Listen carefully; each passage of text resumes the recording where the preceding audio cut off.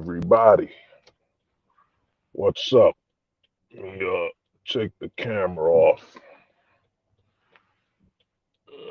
Hey, everybody, what's up, man? Sold the truth hostage where the truth was so important, we wouldn't negotiate with lies. We would hold the truth hostage. Now, with this stream, you know, I didn't want to make it long, so it won't be that long because I think with this stream I gotta be really precise. God, you know because I've been talking about this for over 2 years. Over 2 years I've been talking about this, and you know I left this video for a request. This is another don't delete stream, because I think it's very important right now that we talk about suicide prevention. I've been doing I think I've done over 5 streams focusing on don't delete suicide prevention, because a lot of times I'm right. But a lot of people think when you're right, you're going to be gloating. You're going to be gloating all the time. Look, I'm correct, guys. No, man, you're not always going to be gloating when D-Man 50, what's up, man? You're not always going to be gloating because prediction I've been saying is that it's come true, is that, man, the suicide rate is on the rise, man. It is just increasing. The amount of men I've noticed around me, or associates that have just taken their lives, it's just unimaginable. In the 90s, man, in the 90s, suicide was more of like something you'd hear about in a film. It was something you'd hear about in a film or in the news. That's when you would hear about suicide. But now it's become the norm. Suicide is becoming a pastime thing. When I said pastime, if you're on the Discord, what I meant is it's just becoming such an easy option, to delete yourself, to take your own life, and it's being pushed on so easily. It's being pushed as just it's just a normal day. You know what I'm saying? It's just a normal thing to wake up and just what I mean, take your own life. What I mean? Just delete yourself. It's becoming a norm, because I'm gonna tell you something, man. In less than 5 years, man, in less than 5 years, I've been around, over 3 suicides, man. I've been around. In fact, no, I've been around over 5 suicides in less than 5 years, man. In less than 5 years, I've seen, or I've been around 5 suicides. And when I say I've been around, it's like someone you associated with. You know what I'm saying? If you associated with somebody, and I'm on the road right now, just to let y'all know, if you associate with somebody and they just take their lives, man, you know, in the 2000s, man, and if you notice, you know, how it's increased is that in the 2000s, the way I look at it, it's before the media started attacking men for being men.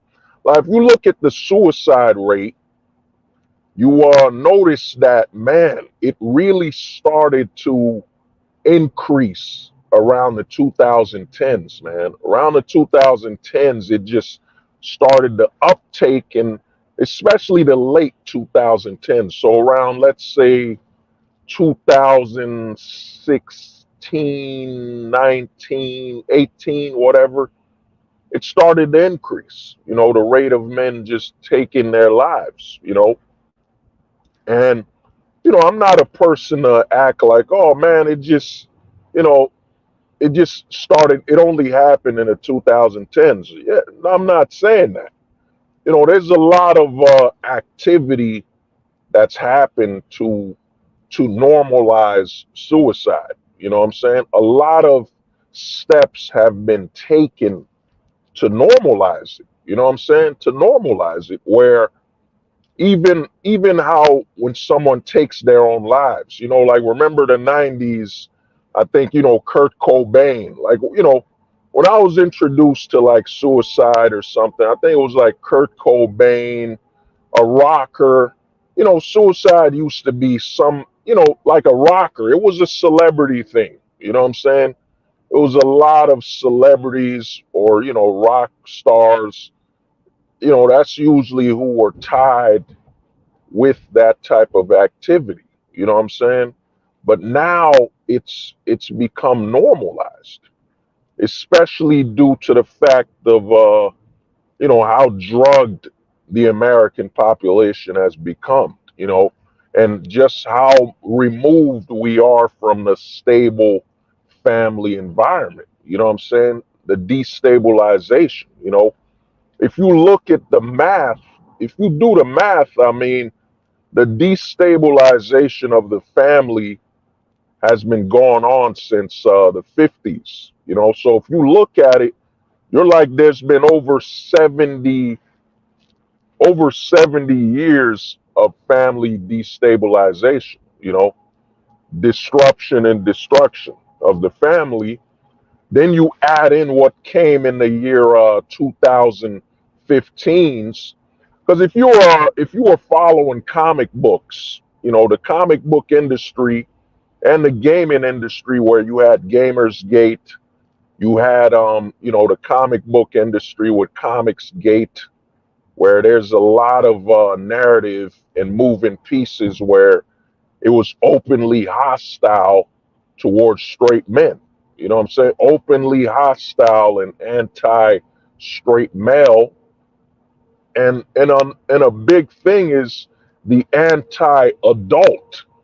Because I think if you look at the 2010s, when you look at the Me Too's, you know what I'm saying? You look at the Me Too's and Time Is Up and all those movements, what a lot of men didn't look at and understand is that one of the biggest narratives of that was basically the removal of women being deemed adults. You know what I'm saying? It was women being deemed adults.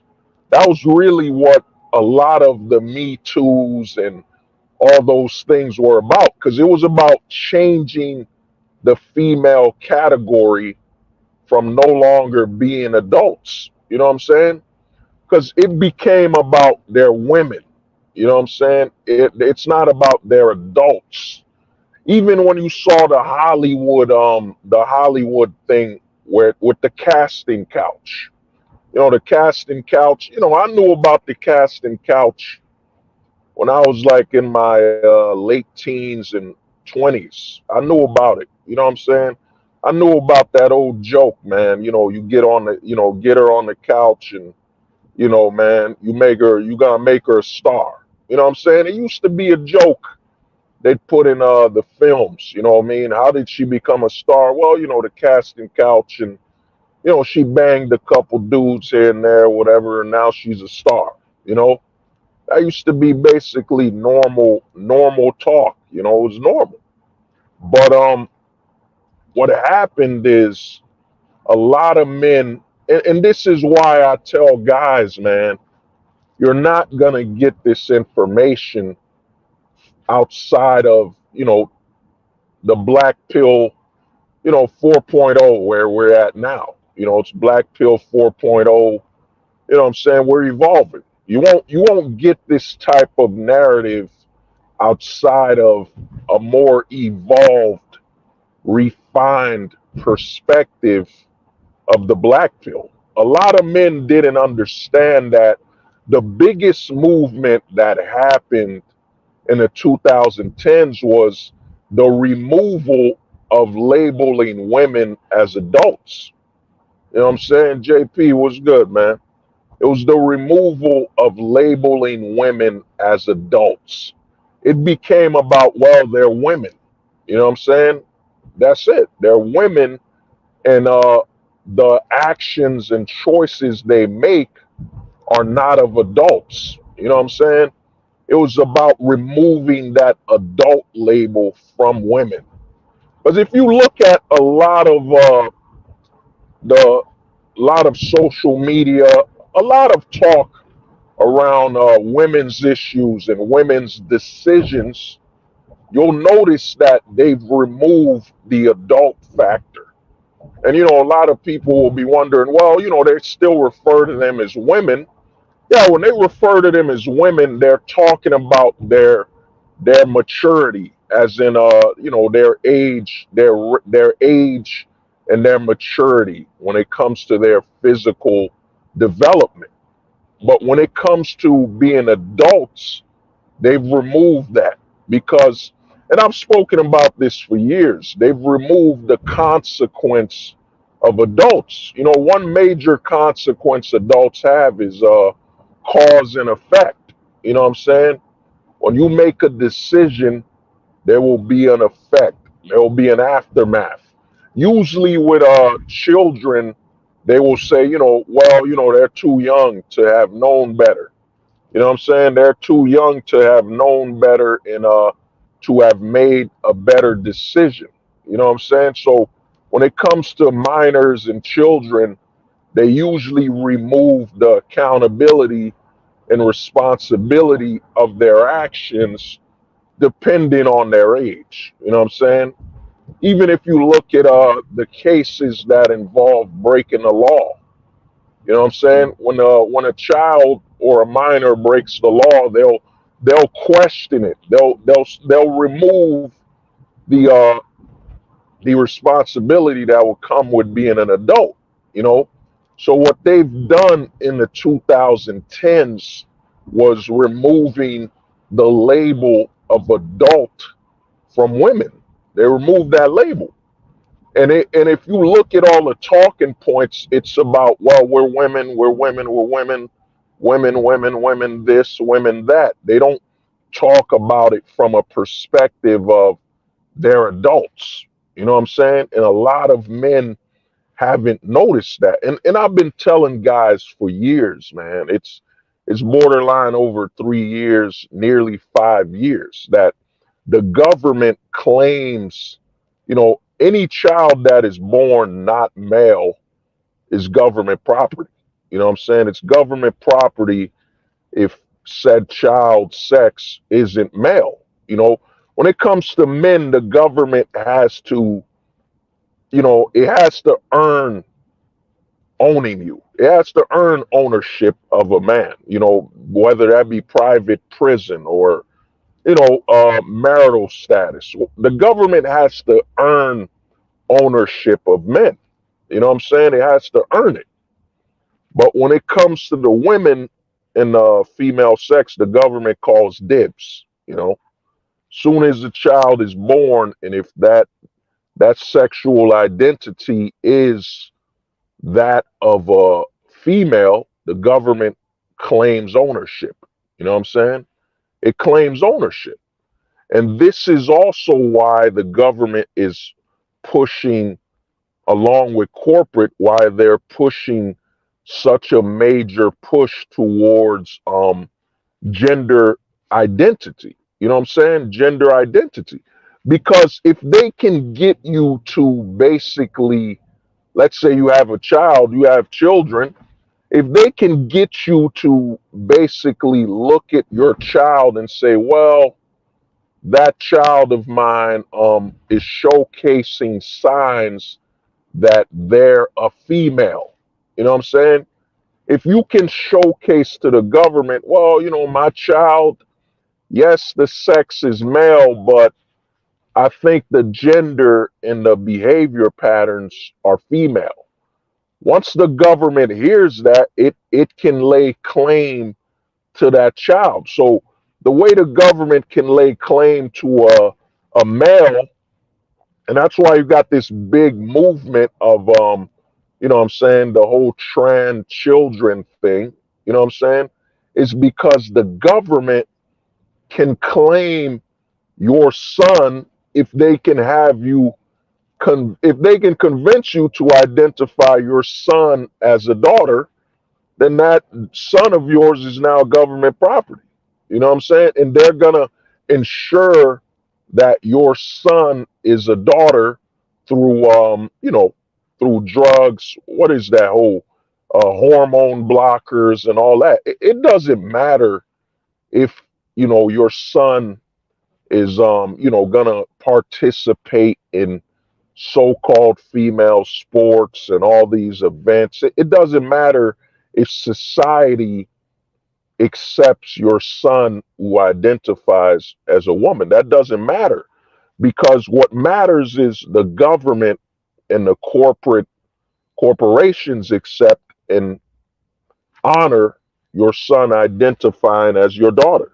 And then once your son identifies as a daughter, now the government gets an extra boost of the female vote. You know what I'm saying? The government gets an extra boost of the female vote. You know, a lot of guys, man, they can't. This is why I tell guys, man, it's very hard for you to find the black pill and to be thinking this way, to be thinking of void. You're void of emotion when thinking. You're void of seeking validation. You just want to understand things, man. When you want to understand things and you just look at it like that. I just want to understand. That's it. When your mind will open and a lot of things will start making sense. You know what I'm saying? So what happens is if they can get your son to identify as your daughter, now they have an artificial female vote. You know what I'm saying? An artificial female vote. So they just expanded the artificial female vote by having your son identify, by having you claim your son as a daughter. Now they just up the ranks in the female vote. And if you know about the female vote, a lot of that is tied to, and it's naturally tied to the government because, a woman's choice is based on, what men allow in you know, a governing body that men put in place, as it has always been. It's always been like this. You know what I'm saying? When it comes to a woman's choice is based on what the men legally allow. You know what I'm saying? Like if you look at the Middle Eastern countries, why aren't the women voting? You know what I'm saying? Why aren't the women voting in the Middle East? And less democratic, less modernized countries, because the men have stated, nah, man, we can't have the female vote here, you know, and deal with it. You know what I'm saying? When it comes to voting, it's men only, because the opposition can't be tied to the government. You know what I'm saying? Your rights can't be tied to the government, and you know what I'm saying? The government has interest in it, because a man can have his rights in the government, but as history has shown, a man can create rights in the government. You know what I'm saying? A man can create rights in the government. You know what I'm saying? So that's a major narrative right there. So a lot of what women are doing is based on what men allow and the laws men create. So you have this governing body where the government is literally trying to create, and it's succeeding, because the government is broken, the family structure is broken. You know what I'm saying? So when the family structure is broken, and then the very image of a man is broken. Because I've done a stream. I got to re-upload it because I remember it was striked on this channel. But I did a stream a while ago about bastards. You know what I'm saying? If a bastard had it better today versus back then when it came to manhood, as in a bastard from 1920 versus a bastard in the year 2020, who had it better when it came to still being and becoming a man. You know what I'm saying? It was the bastard from 1920, because if he survived all he was going through, there's a high chance he could still be a stable, functioning man, and then you don't have the pro victimhood. God damn, man. Shit, man. It's like these people want you to get in a, what is up with this? Damn, man. Fuck, dude. These people want a car accident, man. It's crazy. But like I was saying, man, it's the bastard of the 1920s had a better chance of becoming a man versus the bastard of the 2020s. You know what I'm saying? Literally 100 years apart, man. Think about that. 100 years ago, somebody's born a bastard. They see the image of a man, hard work, what I'm saying, strong, and not being pro victimhood and this and that. Of course, there was child labor issues. There was a lot of issues. But the bastard of today, he'll be lucky if he makes it into. Basically, he'll be lucky if he's able to be a 10-year-old boy. You know what I'm saying? If they don't drug him, they don't drug the literal level of stability out of his mind. If they don't drug it out of him, you know, then you have a whole society where they'd rather have some drag queens read to your children than firemen, policemen. You know what I'm saying? They'd rather have somebody playing pretend. They'd rather put up instability in front of your children than stability. You know what I'm saying? Because you're in a country now where the male image is completely deemed the enemy of the state. You know what I'm saying? It's the enemy of the state, the male image. You know what I'm saying? A stable, functioning man, that is the enemy of the state. You know what I'm saying? The state cannot, because, a lot of people don't look at it from a perspective of, what I'm saying, a perspective of, what's the word I'm looking for? Yeah, perspective of, fuck, man, I forget the word, marketing, maybe marketing or something. You know what I'm saying? If you're a politician running, how can you run and have the people dependent on you and wanting you if there's stable men within that system that will hold you accountable? You know what I'm saying? That will hold you accountable. You know, you can't maximize that. You need a void. You need a void of male stability.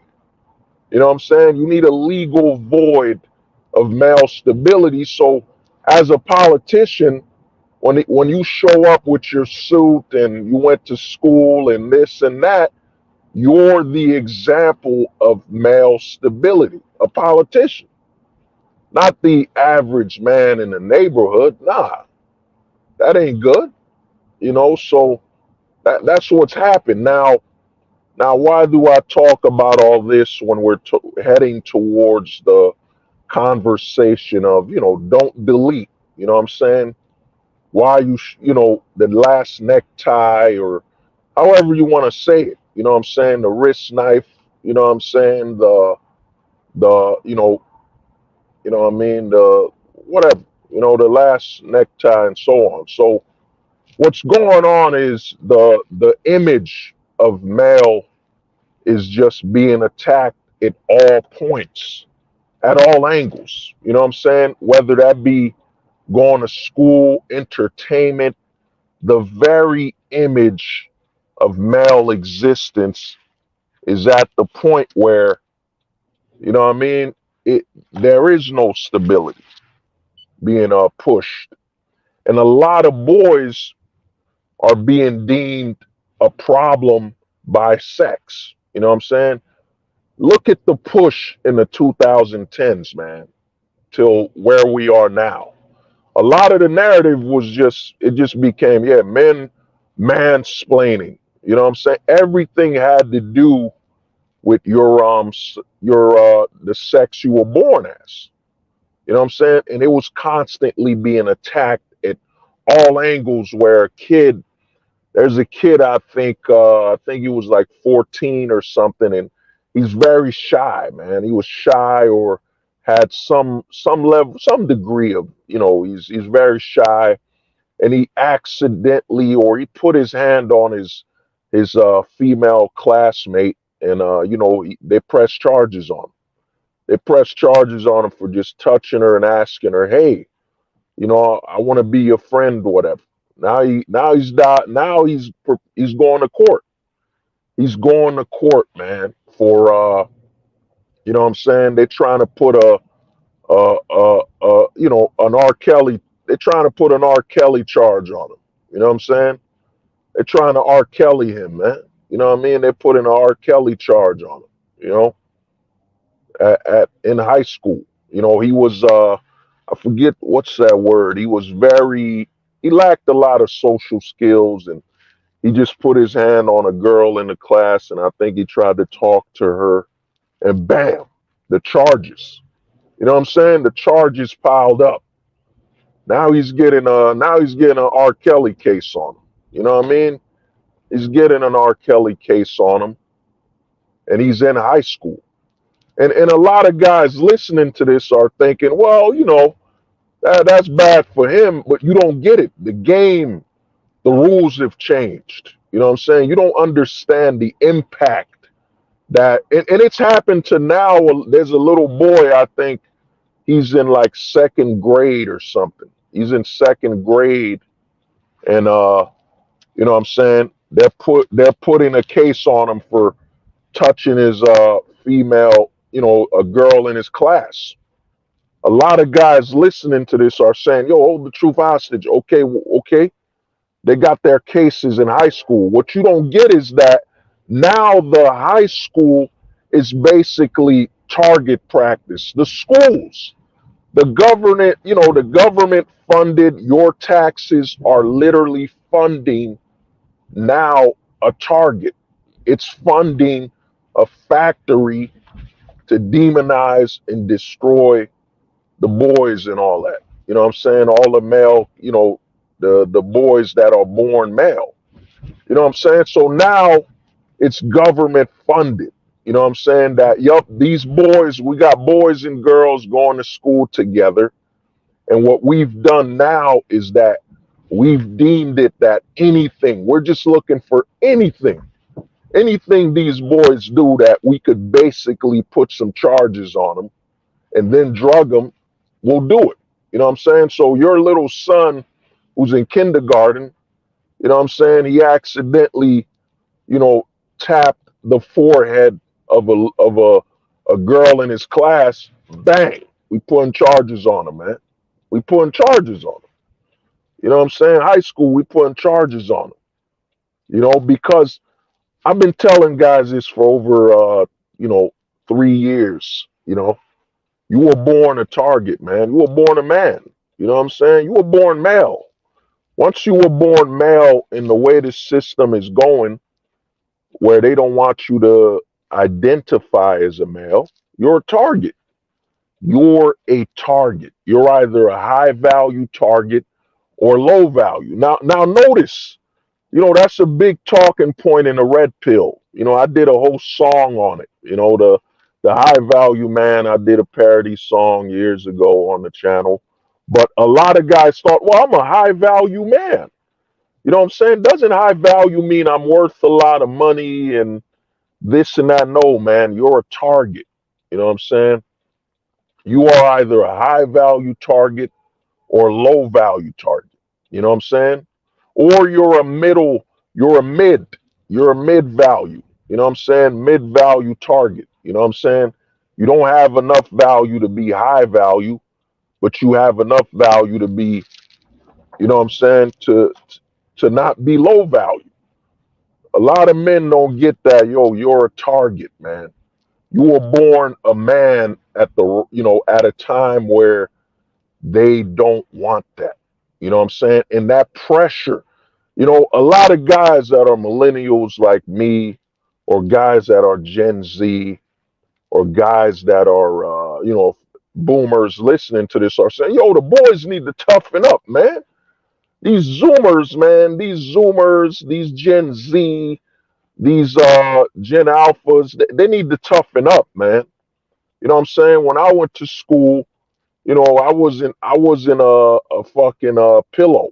I wasn't a pillow soft guy. But now think about it. When we went to school, the rules were different. You were allowed to roughhouse. Boys will be boys. You know what I'm saying? The Zoomers, their school now is a boy is a Zoomer. It might as just be a prison cell. You know what I'm saying? They got cameras all over them. Soon as they go to school, they're being told they're the threat. You know what I'm saying? They're the threat. They're the danger. You know what I'm saying? And they gotta one little mistake. All it takes is one mistake. Evidence doesn't matter. You know what I'm saying? Because he's a boy. Evidence don't matter. A lot of guys listen to that. What's that saying? They say, well, he's a man guilty until proven innocent. Guilty until proven innocent. That's a lie, man. That's a coping mechanism. You know what I'm saying? That's the joking way of saying it. You're If you're a man, you're guilty. We just haven't proven it yet. That's it. You know what I mean? You're guilty. We haven't proven it. That's it. That is really it. That's the rate the system is going at. You're guilty. We just haven't proven it yet. There ain't no such thing as, well, guilty until proven innocent. Come on, man. Come on, dude. Look at what happened to your boy. What happened to what's his name? You know what I'm saying? Who plays Jack Sparrow? Damn, man. Why can't I remember his name right now? Damn, Johnny Depp. You look at what happened to Johnny Depp, man. No evidence needed, man. You know what I'm saying? Other guys will say, well, it's the system and this and that. No, man. Johnny Depp is a man.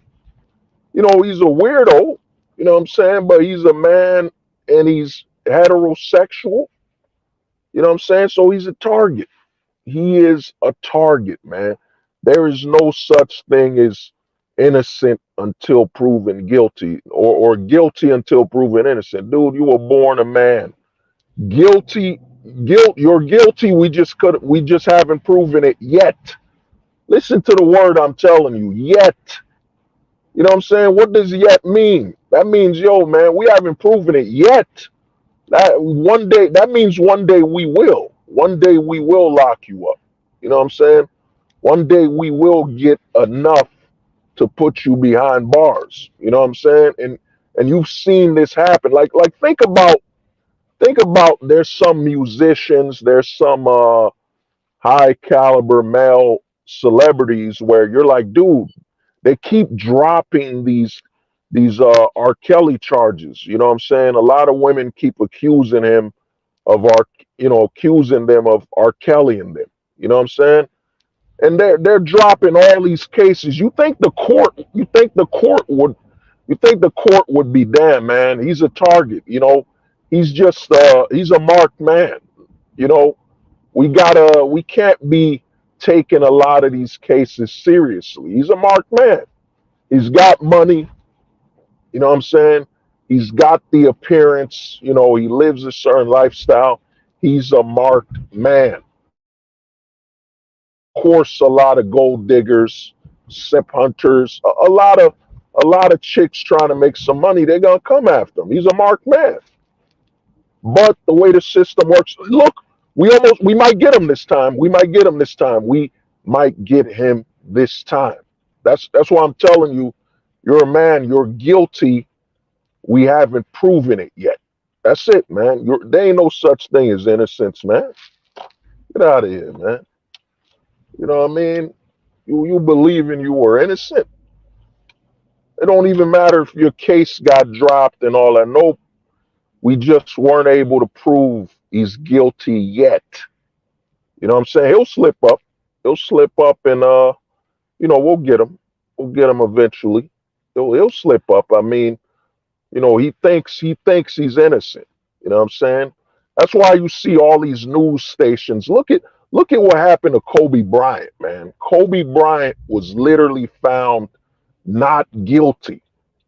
And the news stations just kept pushing the narrative, man. Look, Kobe has a history. God damn these people, man. Kobe's got a history of taking advantage of a woman when the case was completely dropped. The case was completely dropped because it's open season, man. Kobe wasn't proven to be guilty yet. So we'll just keep the story alive. Like during Kobe's death, they brought up his case, man. You know what I'm saying? They brought up his case. The news stations, the TV networks, they brought up his case. Even after that man died, they brought up his case because Kobe's guilty, man. He's guilty by being a man. So, you know what I'm saying? What apologies does the news stations need to have? What apologies does the anchor and ESPN need to have? Kobe is a man, so by virtue of being a man, he's guilty. You know what I'm saying?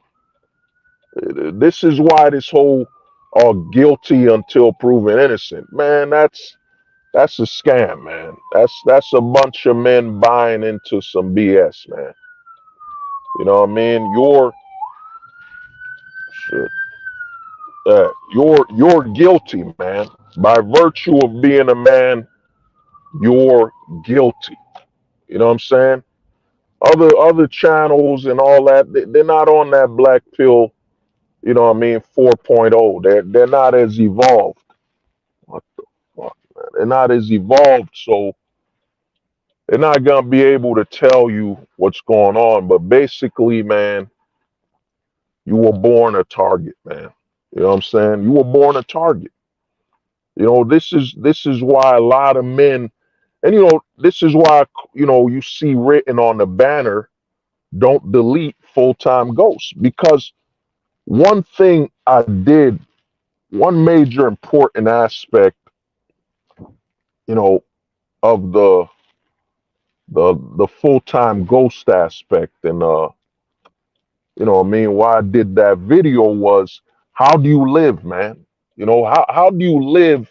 The great thing about the black pill is, okay, you understand, right? You understand what's going on in society. You know what I'm saying? But now, how do you live in that society? How do you live in that society, man? You know what I'm saying? And that's where, what the fuck, man?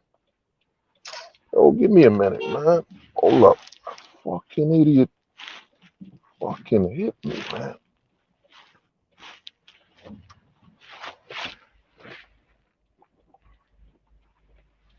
Hold up. God damn, man. Motherfucker hit my car, man. Give me a second, man. Gotta see if the bastard gets away. Give me a second.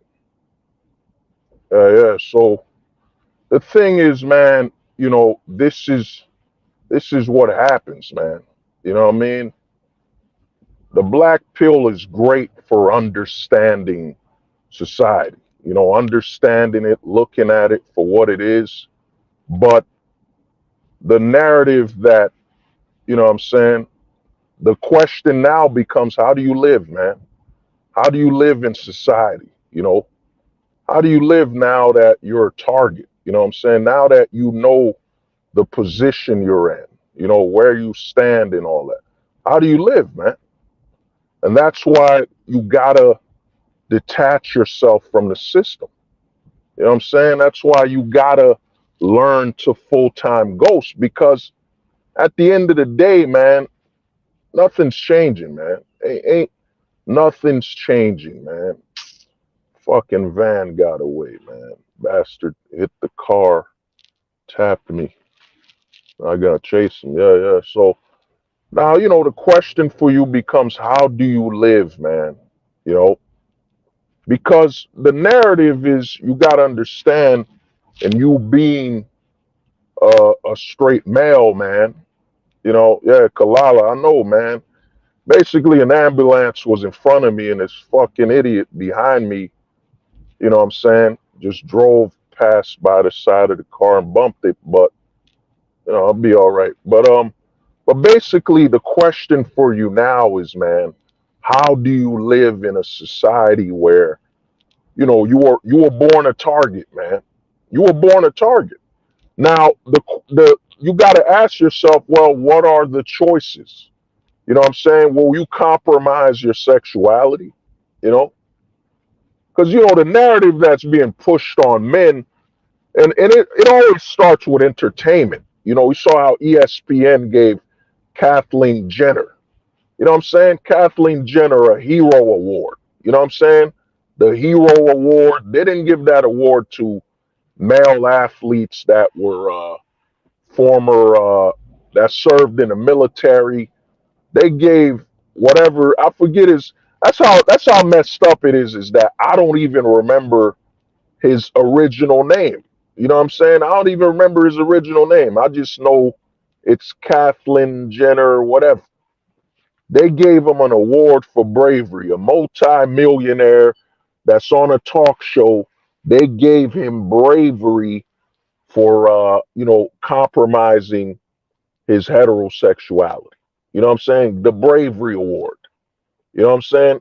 And then you gotta remember, at the time the Kathleen Jenner got the whole bravery award thing, what state were the men in? A lot of the millennials growing up in the society was the try society. You tried, we're all great. And that big word, that big scam of a word, you deserved. You deserved it. You deserve this. You deserve that. You're special. So, you know, they, in a society where all the men, the boys growing up without a father, and a lot of validation comes from trying, not succeeding, you know what I'm saying? Or not even trying at all, just showing up.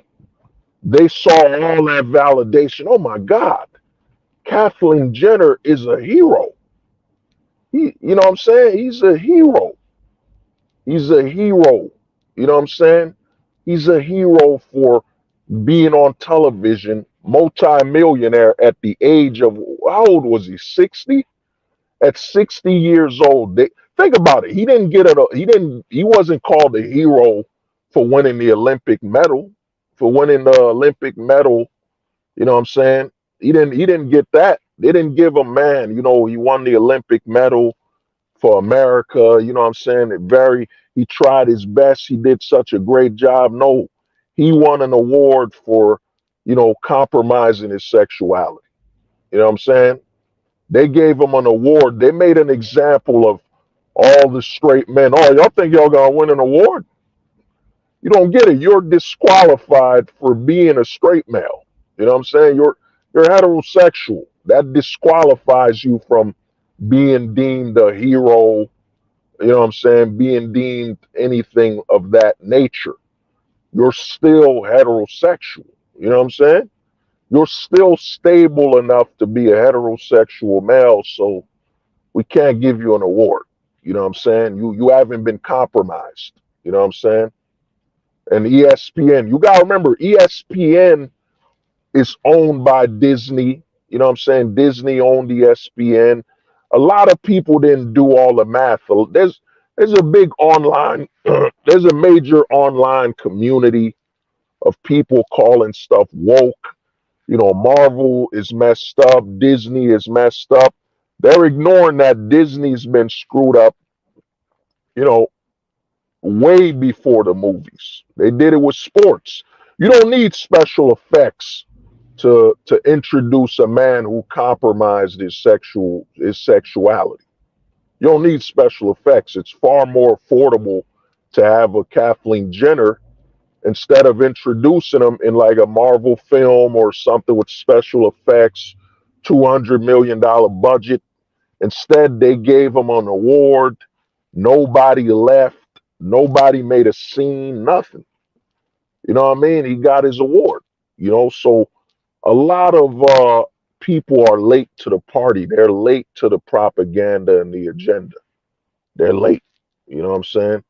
So a lot of men, and like I was saying when I started this stream, just because I'm right don't mean just because you're right don't mean you're gonna be happy with it. Because the thing is this, man, the push for male self deletion, all the elements are there. Especially one dangerous element is they've now commercialized therapy. They've commercialized mental health. They had all the athletes use the buzzword mental health, mental health. You know what I'm saying? You literally had, I think, you could correct me if I'm wrong. I think it was Paul George. Paul George said he had mental health issues because he couldn't play basketball. You know what I'm saying? He couldn't play basketball, and he said, I had a mental health issue. You know what I'm saying? That became a major buzzword. And then now you got mental health commercialized. You know what I'm saying? I won't bring up the brand, potential, my opinion. I won't bring up the brand, but there is a mental health brand where they literally had a commercial. They literally have an ad where they suggest you should seek out mental health because you got a raise. You know what I'm saying? There's literally an ad on in fact, yeah, there's an ad for better health. You know what I'm saying? Everybody knows that better health thing. You know what I'm saying? There's literally an ad by Better Health where a guy said, I got this new job, man. I got this new job, and I'm not 100% certain I deserve it or I earned it. You know what I'm saying? I have a mental health issue. You're like, wow, they have commercialized. Right now, mental health is literally at the rate of fast food. It's at the rate of fast food right now, man. You can get your mental health served. Let me get a number 9. Let me get a number 9, man. You know what I'm saying? That means depression. Yeah, I got that number 9, that depression, man. Let me get a number 9. And you know what I'm saying? Give me a number 10. A number 10 is doubt. Yeah, let me get that number 10. I'm dealing with that number 10, and I'm dealing with that number 9. That depression. They've literally commercialized therapy. You know what I'm saying? Therapy ain't something you go to the doctor to get recommendations anymore. No, man. Therapy is now like McDonald's. You know what I mean? When I watch them Better Health commercials, man, I'm like, wow. Wow, man. This is just unbelievable. Oh, I can choose my own therapist, and that therapist is like my best friend right now. And you're like, wow, man. They've now commercialized therapy. Mental health is now commercialized. You know what I'm saying? You get to choose a therapist that you enjoy and you like. So if I'm mentally ill and I'm suffering from a mental issue, as in my mind is out of whack. So how do I choose? Like, how will I be mentally stable enough to choose a therapist? You know what I'm saying? Am I not mentally compromised? So how am I gonna choose a therapist? And I know they're all qualified, whatever, but going in, if I'm mentally compromised, Like, you know what I mean? How can I choose? How can I choose someone that's right for me when I've been mentally compromised? But hey, man, you know what I mean? It's a product, so it makes sense. You know what I'm saying? It makes sense. It's a product, so damn, fuck. Yeah. You know what I'm saying? So, it makes sense. It's a product. So, they've now mental health is basically like fast food, man. All the elements are here, man. All the elements are here to further push, you know what I'm saying? Further push towards self-deletion. You know what I'm saying? All the elements needed are here. You know what I'm saying? You literally have an entire system telling you that, you're the problem. You being a man is a problem. Then you have ads all over the internet telling you that you have a mental health issue if you can't you got a mental health issue if you can't play basketball today. You know what I'm saying? You can't play basketball today. Oh man, yo, I was balling, man. Shit, man. Usually I don't miss that many free throws. Oh, dude, you got a mental health issue, bro. That's why you're missing all these shots, dude. You got a mental health issue, man. You should seek out some help. You should seek out a doctor. You know what I'm saying? Because you got mental health issues because you can't play basketball, man. You know what I'm saying? You can't play basketball. You got a mental health issue, man. You know what I mean? That's where we're at now. And all the elements have come together to literally, if you look at a man, you're being pushed on all sides to basically, delete yourself. You know what I'm saying? Delete yourself because you're toxic you got the old narrative toxic masculinity, meaning the very act of being a man is a toxin. You know what I'm saying? Then you got if you're Gen Alpha right now that's in school, you're literally walking around your school, you know what I'm saying, just like a minefield. You know what I'm saying? What will you say to get you expelled, to get you a court case? You know what I'm saying? What will you do? You know what I mean? It's like you got the mind define glass on you, man. What will you do to earn your way into the private prison system? You know what I'm saying? If you're 18, what will you do to earn your way as a minor into the what they call that juvie? What will you do to earn your way to juvie, man? You know? So the boys going to school, their heads are down, man. They're in a state of submission. Keep your head down, man. You know what I'm saying? Keep your head down, dodge these minefields. You can't, and then you got to add in the fact that that boy's mind is developing. You know what I'm saying? He's trying to find his own stance on life and so on, but he can't. You know what I'm saying? He's going to school where the public school is constantly targeting him. You know what I'm saying? Pushing all this gender crap. You know what I'm saying? You're in a science class. It's insane. You're in a science or a biology class and they're bringing up gender. You're like, dude, why am I in this school? You know what I'm saying? why am I in biology and you're talking about gender? You know what I'm saying? Yo, you know what I mean? Why am I in history? And so they're being targeted at all fronts, man. This is why I've been telling guys, man. This is why I changed the channel to, mostly a full-time ghosting channel because the truth is, man, you know what I'm saying? The mathematical truth is you don't have a choice, man. You know, you have to unattach from this system, this society. I mean, not system, my apologies. I don't believe in that whole matrix BS, man. You know what I'm saying? That whole BS, nah. You gotta unattach yourself, man. The full-time ghost, is gonna be it's your only choice. You know what I'm saying? It is your only option. You know, the way men are, with what men are dealing with today, with just how hyper. I mean, the White House had, think about it. The White House had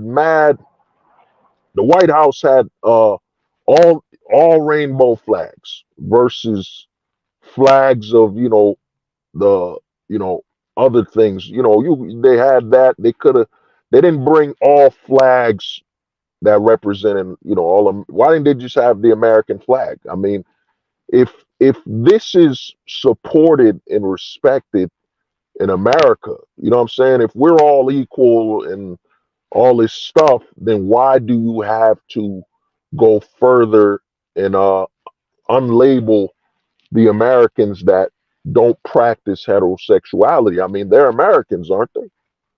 You know what I'm saying? Don't their rights? Because a lot of people don't get the hustle and what's changing. It's no longer, you can't say, yo, equality. You can't say that. You know what I'm saying? That doesn't cover. You got to say equality and. In this store, all customers are treated equally and we're an ally. And you're like, yeah, but isn't that person who's an ally a customer as well? So you're saying that they're part of a whole different demographic in the country. So they're not even with all. You gotta include, you gotta cut it in half now, So a lot of the straight males growing up, growing up trying to exist. That's why I'm saying, man, we're gonna have to start giving guys like $5. We're gonna have to like just Cash App, Zelle. We're gonna have to give guys money. Like if somebody comes on this stream, like he's a Zoomer, he's like 18 years old, and he's telling you, yo, what's good, man? I like baddies, I like sexy women, man. You're gonna be like, yo, my man, what's your Cash App, man? I gotta send you some money because you normal. You know, you normal, man. Let me Cash App you because I'm surprised you 18 in the year 2023 and you're normal. I'm gonna Cash App you like $5, dude. I'm gonna Zelle you like $5, man, because I am shocked that you're heterosexual. I'm shocked you're normal. You know what I'm saying? I'm shocked you're referring to women that you're interested in as being sexy and so on. I'm shocked. I'm in shock right now. So let me just send you $5, man. Let me send you Zelle, Cash App. How you want me to send you this money, man? Because you made my day, man. Because you're normal. You know what I'm saying? A Gen Alpha or Zoomer listening to this, like, oh shit, yo, we could get some money for being normal. Yeah, dude. Yeah. You know what I'm saying? We'll send you some money for being normal. You know what I mean? Because we millennials right here are in complete shock. You know what I'm saying? Gen Xers, we're in complete shock that you survived. You know what I'm saying? You made it. You're still normal. We're in complete shock right now, dude. You know what I'm saying? So let me Cash App you $5. Let me Zelle you a five. You know, because the thing is this, man. You know, the way I look at it with what men are facing today, man. You know what I'm saying? You're either you're you won't have a choice. You don't. You're either gonna for your own health, man. Your best choice is gonna be the because I look at it. I look at the black pill and I look at the full time ghosting. You know, and I'm looking at it if someone wasn't introduced into this whole pill spectrum. You know what I'm saying? If they're not involved in it at all, what would be the best choice for them? You know what I'm saying? What would be in their best interest? And I think right now the best choice you could give a man right now is tell him you got a full-time ghost, man.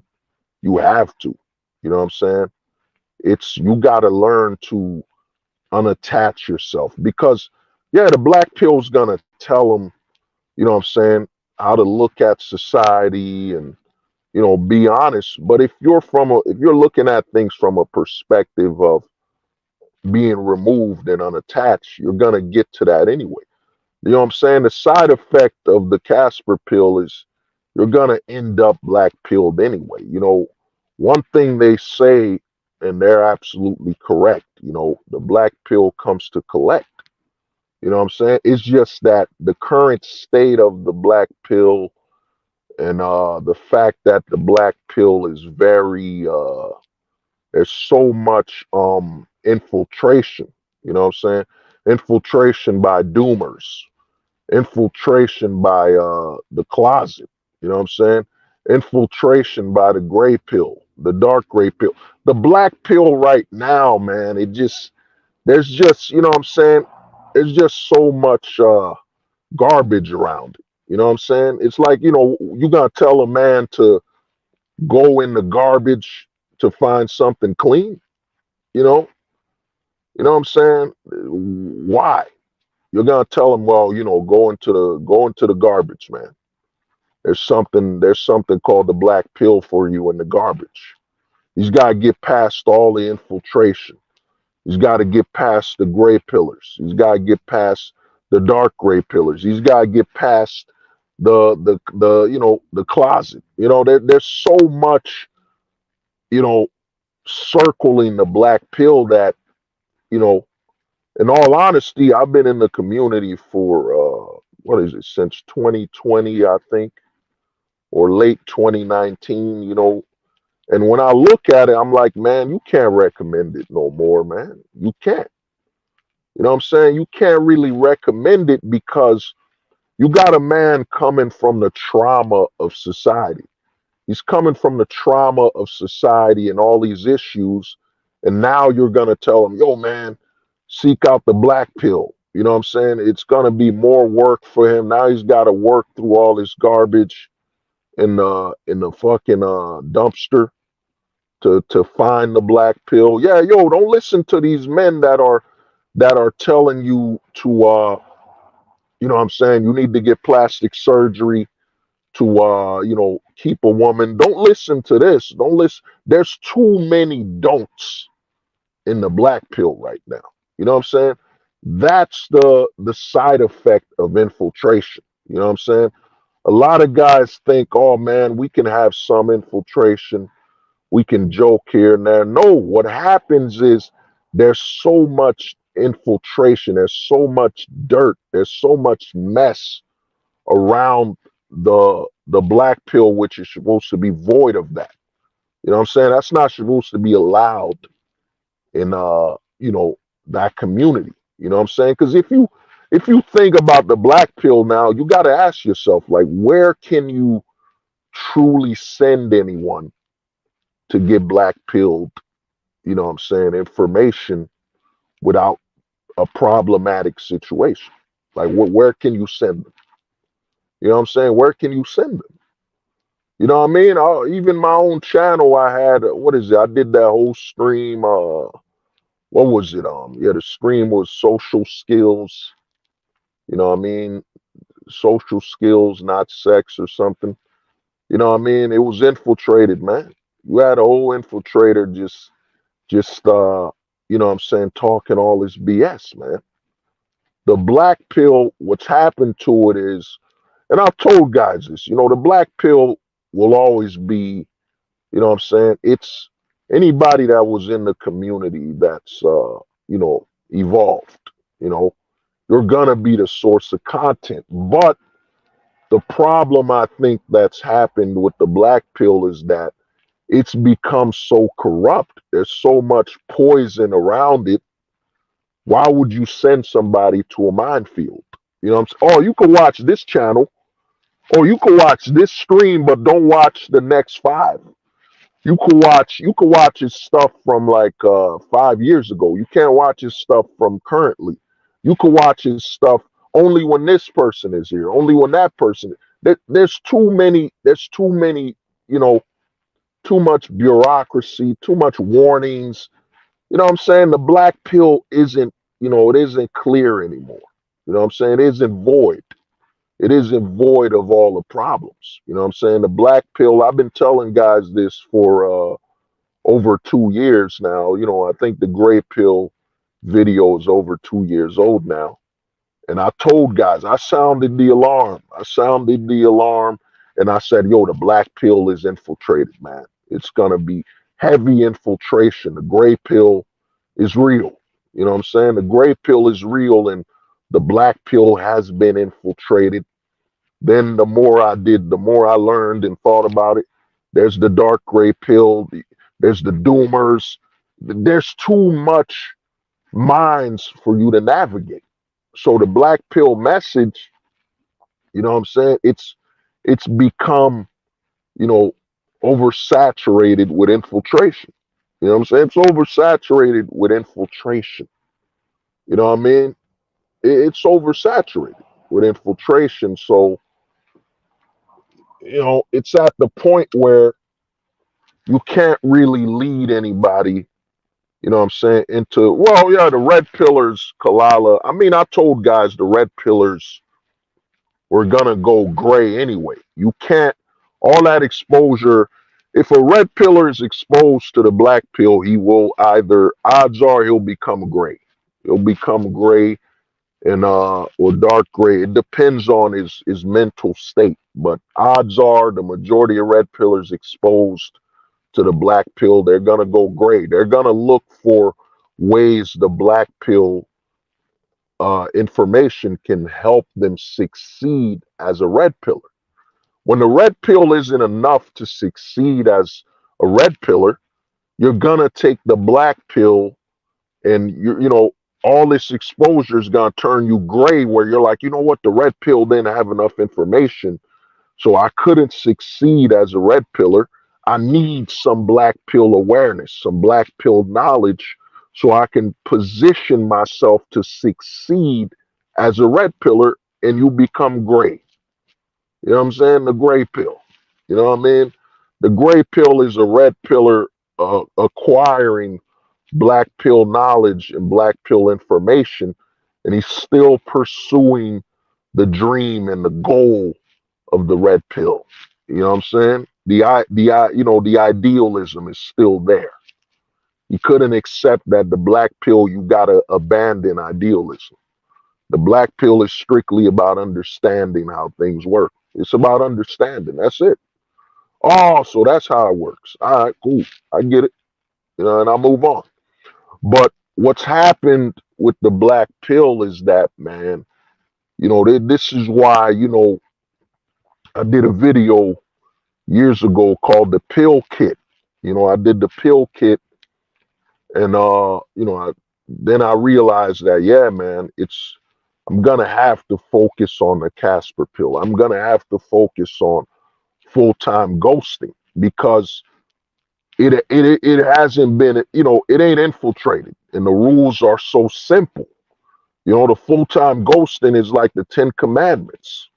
You know what I mean? Once you tell somebody zero attachments, you know what I'm saying? You can't have any attachments when making decisions. You got to operate from a point of zero. You know what I'm saying? It becomes very hard for anybody to infiltrate that because as soon as they start showing attachment, you're like, yeah, I see, yeah, he's reverting. You know what I'm saying? He's part-time ghosting. He can't do it full-time. You know what I'm saying? He's getting married to what? He's getting married when? You know what I'm saying? He's importing a girl. He's importing them to get married. You know what I mean? Part timing. You know what I mean? Anybody could part time ghost. That's nothing. You know what I mean? That's what the average normal person's doing. Oh, I'm ghosted this. I ghosted that. I ghosted my date. Yeah, that's part time. And you anybody could part time ghost. That's normal. That's the average person. Yeah, yeah. You know what I'm saying? You're avoiding certain things, but the black pill, man, the level of infiltration, it's oversaturated. You know, it's at the point where, man, you know, what can you watch? You know, what can you tell somebody to watch? You know what I'm saying? There's black pillars that started over 5 years ago that were telling men, yo, you got to get plastic surgery, you got to get bone lengthening surgery to keep a woman domestically. You know what I'm saying? To keep her in this country where the laws are literally designed to destroy that relationship as soon as it's established. You're gonna tell a man to do this. So in all honesty, man, what's happened with the black pill is, if you find it, that's one thing that stayed true about the black pill is if you find it, you find it, man. You know what I'm saying? It can't be recommended.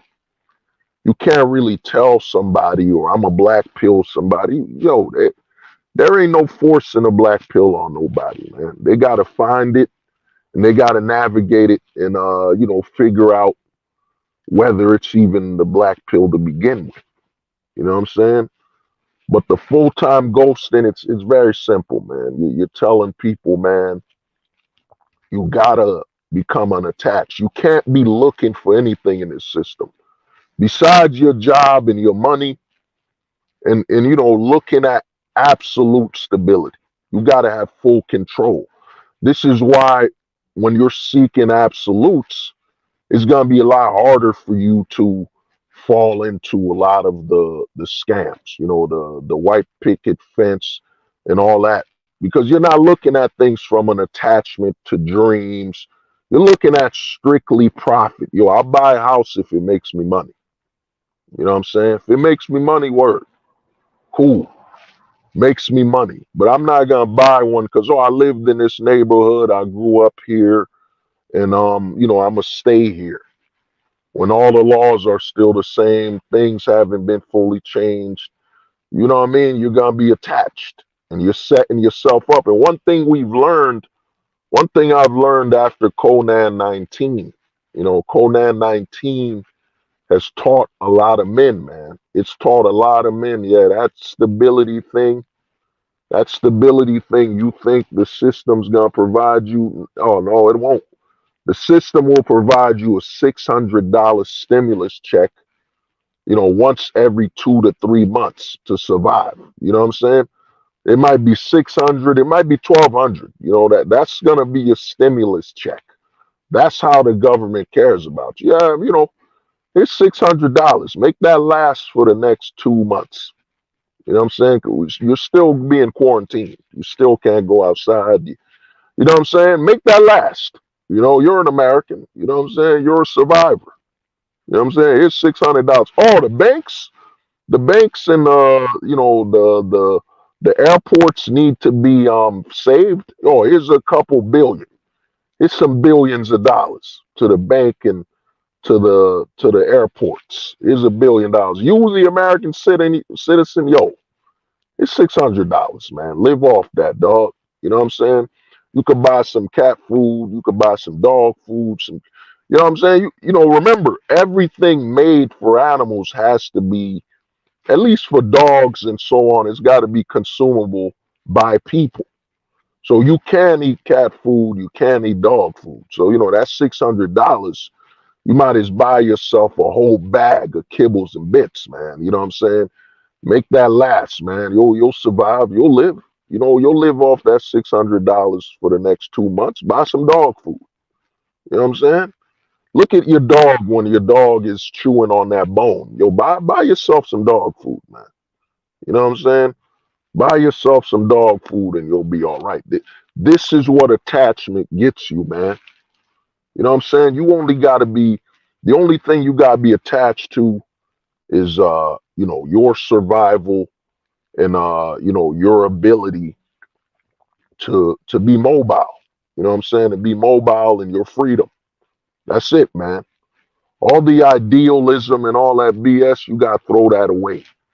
You can't be attached to that BS that we're gonna return, we're gonna bring back this and that. Yo, get that out of here, man. Get that out of here, dude. You know what I'm saying? Your country, what I mean, love America. America is the land of great opportunity, man.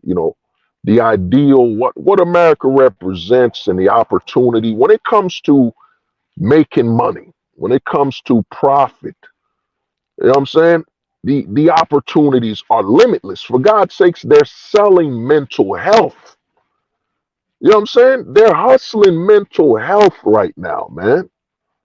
That's how much opportunity you got in America to make money. Anything could become a money maker. Yo, you know what? I'm gonna start a company where, you know, people that are so-called mentally ill, you know what I'm saying, they're gonna schedule their own therapist, and if they don't like the therapist, they could just leave, because we got others. You know what I'm saying? Maybe you didn't like that therapist because she wasn't sexy.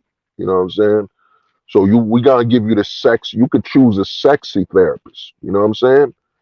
And she's gonna, you can make sure that she only sees your head when you talk to her. Like, yeah, how do I become a better person? Say it slowly. You know what I'm saying? It's a lot easier for me to get a better mental health if you speak to me nice and slow. You know what I'm saying? And move your lips nice and slow. You know what I'm saying? When you're talking, talk to me about mental health. Oh man, this is like a free OnlyFans. Yeah, yeah, slowly. Yeah, now put a pillow behind your head when you're talking. Man, you know what I mean? Put a pillow behind your head when you're talking, because you know what I mean. You know what I mean? Because it's about to get mental. You know what I'm saying? Sensually, mental health. It's really helping me speak slowly. You know what I'm saying? While we're on the camera. It's gonna really help my mental health. Yeah. Now, now put some lipsticks on. Yeah, put some lipstick on. I just can't focus on the information you're giving me when your lips are just. There's no lipstick. You know what I'm saying? So put some lipstick on. It really helps me. The red of your lips, it's a lot easier for me to focus on with my eyes. So when you're talking, make sure you got some lipstick on. Oh yeah, yeah. In fact, unbraid your hair. I don't like the confinement. You know what I'm saying? I feel confined. Like, you got your hair braided, you got your hair in a bun. It's giving me anxiety. It's giving me anxiety, because your hair being braided in a bun, it's like you're promoting, what I'm saying? You're promoting like being imprisoned or something like that, so unbraid your hair.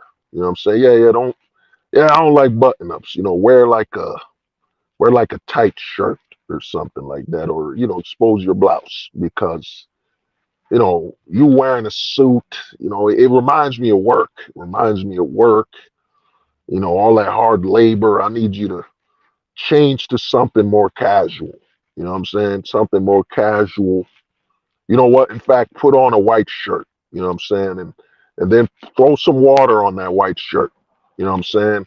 Something about the moisture on the shirt. It relaxes me.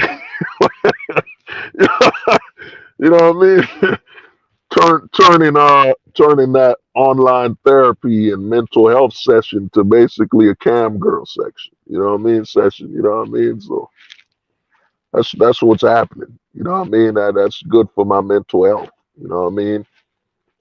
But yeah, that's what's going on, man. So now another reason this is troubling, because man, in less than 5 years, I have seen or known or been around, told about someone deleting themselves. You know what I'm saying? Someone taking their life, you know, less than 5 years, and it's becoming more common.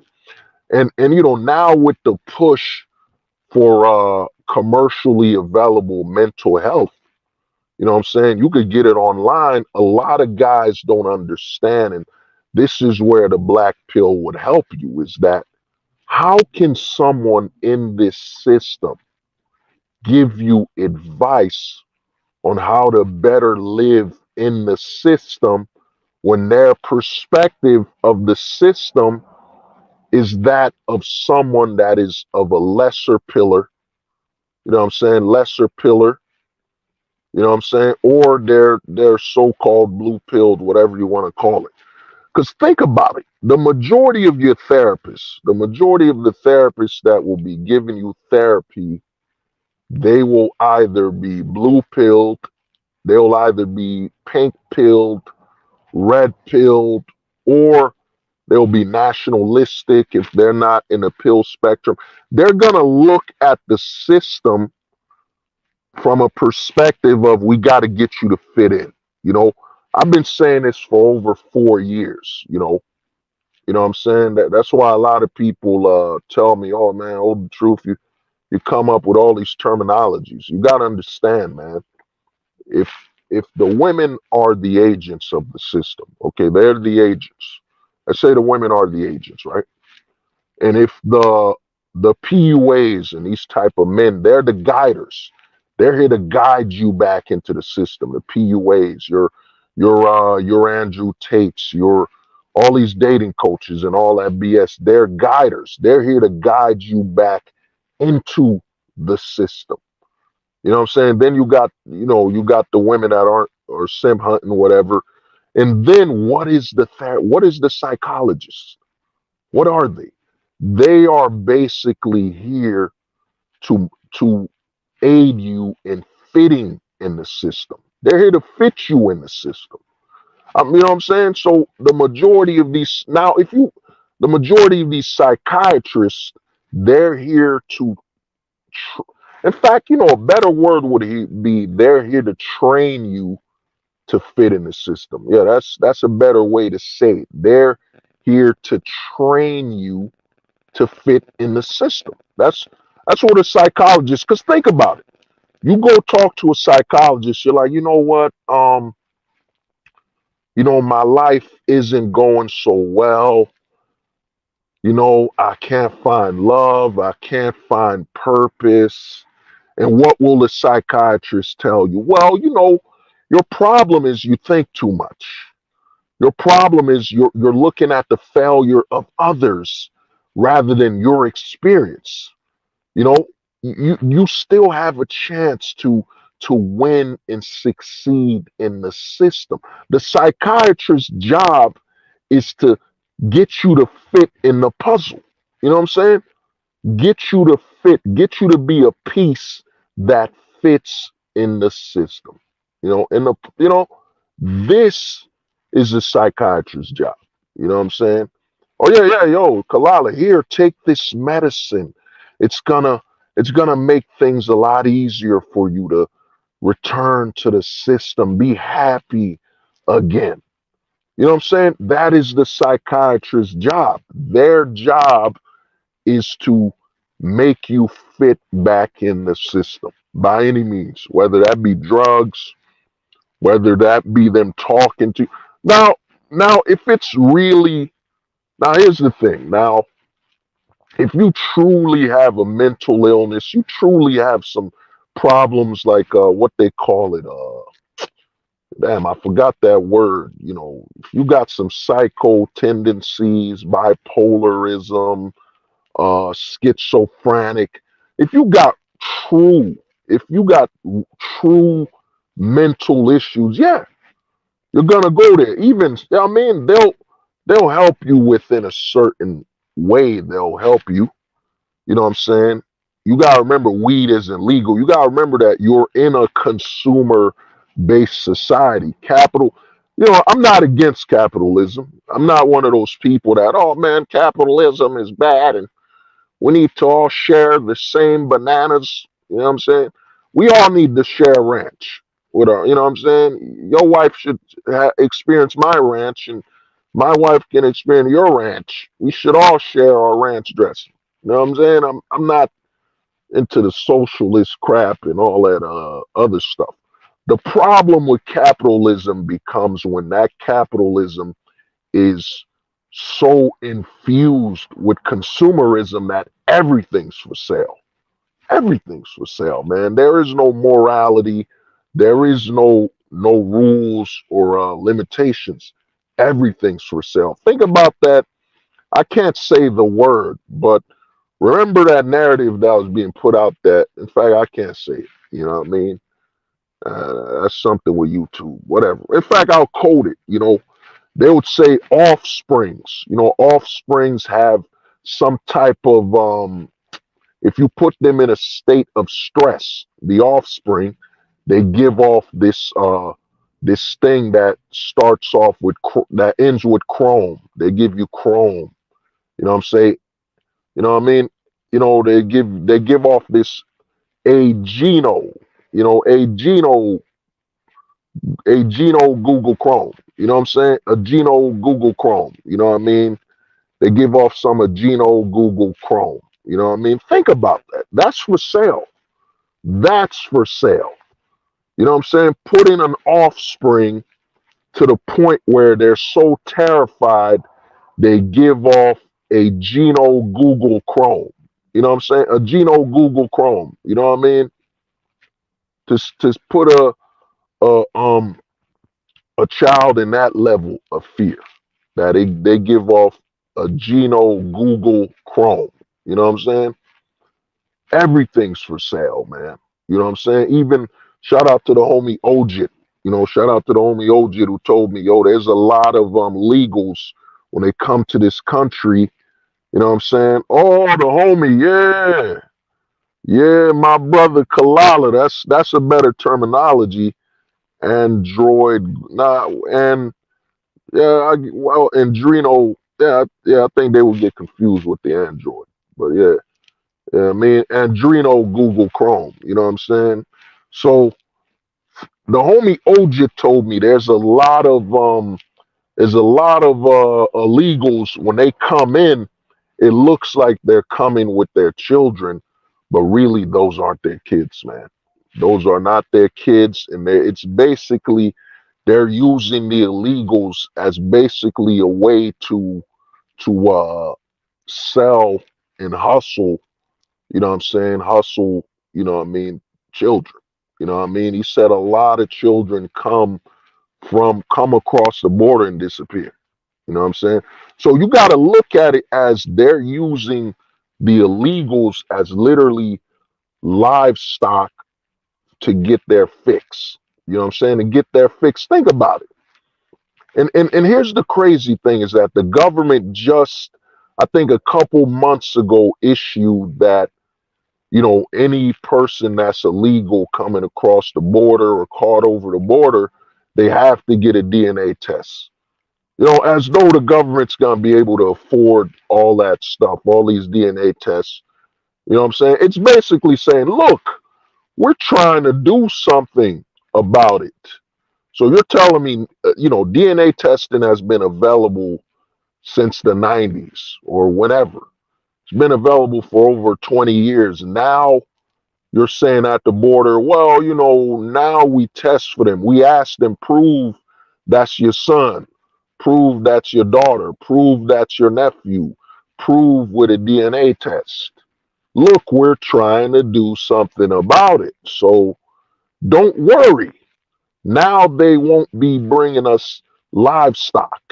You know what I mean? Yo, you know what I mean? They won't bring us livestock anymore. But, to get back to what I was saying is that the capitalistic society we're in, it's consumed by consumerism. You know what I'm saying? Consumerism is above all. Everything is for sale. You know what I'm saying? Everything. You know what I mean? Throw morals. You know what I'm saying? Morals. Peasant. Morals? How dare you? Only peasants, only a peasant would think about morality. You know what I'm saying? Only a peasant. No, sell. Everything's for sale. Everything. You know what I mean? Everything's for sale. You know what I mean? That's the problem. But to get back, why you will delete, why the deletion rate will increase is that they're advertising all these so-called psychiatrist stuff. When, like I told you, the psychiatrist is here to train you to fit in the system. They're trainers. You know what I'm saying? You look at a psychologist, they're trainers. They're here to train you to fit into the system. And if you don't fit, they'll make you fit. Drugs, recommendations, you know what I'm saying? medicate you. They will make you fit in that puzzle, man. You will fit in the system one way or another because you volunteered to make them your damn, what's that word? An adult. What is an adult to their children? When they need you to sign that signature. Damn, I can't remember. Guardian. It's not guard. Supervision. There it is. Supervision. You see, when you go to a psychiatrist, you make them your supervision. You transition your authority. You give your authority to your body to them. You know what I'm saying? That's the goal. Yeah, look at that forced hospitalization. Yeah. So the goal, and they're making it easier. They've made all the athletes, all the celebrities. Mental health is one of the biggest grifts ever. I'd say the biggest grifts right now, the biggest grifts is, of course, body positivity. You know what I'm saying? Body positivity. Then, second to body positivity is mental health. Mental health is the ultimate hustle. Anybody can get fat. Think about it. It don't matter your religion. You know what I'm saying? Anybody could eat French fries. It don't matter if you're religious, not religious. Anybody can eat French fries. You know what I'm saying? Anybody can have mental health issues, man. It's open season. Anybody. You know what I'm saying? Any ADHD, you know what I'm saying? Even if you were born with more juice, you know what I'm saying? More juice. Like I had a homie in high school, man. That dude had the juice, man. He could play basketball all day, all gym, and come out still be super energetic. And you're like, damn, that dude had the juice, man. He had the juice. And a lot of people think ADHD. I'm not saying all of it's wrong. You know what I mean? All of it isn't, some isn't accurate. But you got to remember that we come from, and it ain't too long ago, we come from, we evolved from, before there was technology, our ancestors had to hunt. There was no electricity. So some of our ancestors had more of a motor. Some of our ancestors had more of a motor. And I think the problem, and I'm gonna give you an example with what the homie put up, Kalala HDHD. I think it's kind of like this. I think someone that has ADHD, as they call it, it's someone that's operating on a faster scale as a human. You know what I'm saying? They think faster, they move faster, they got more energy. It's kind of like, let's say this, you're listening to my YouTube video and you're listening to my YouTube video at 1.5 speed. 1.5, so it's faster than normal.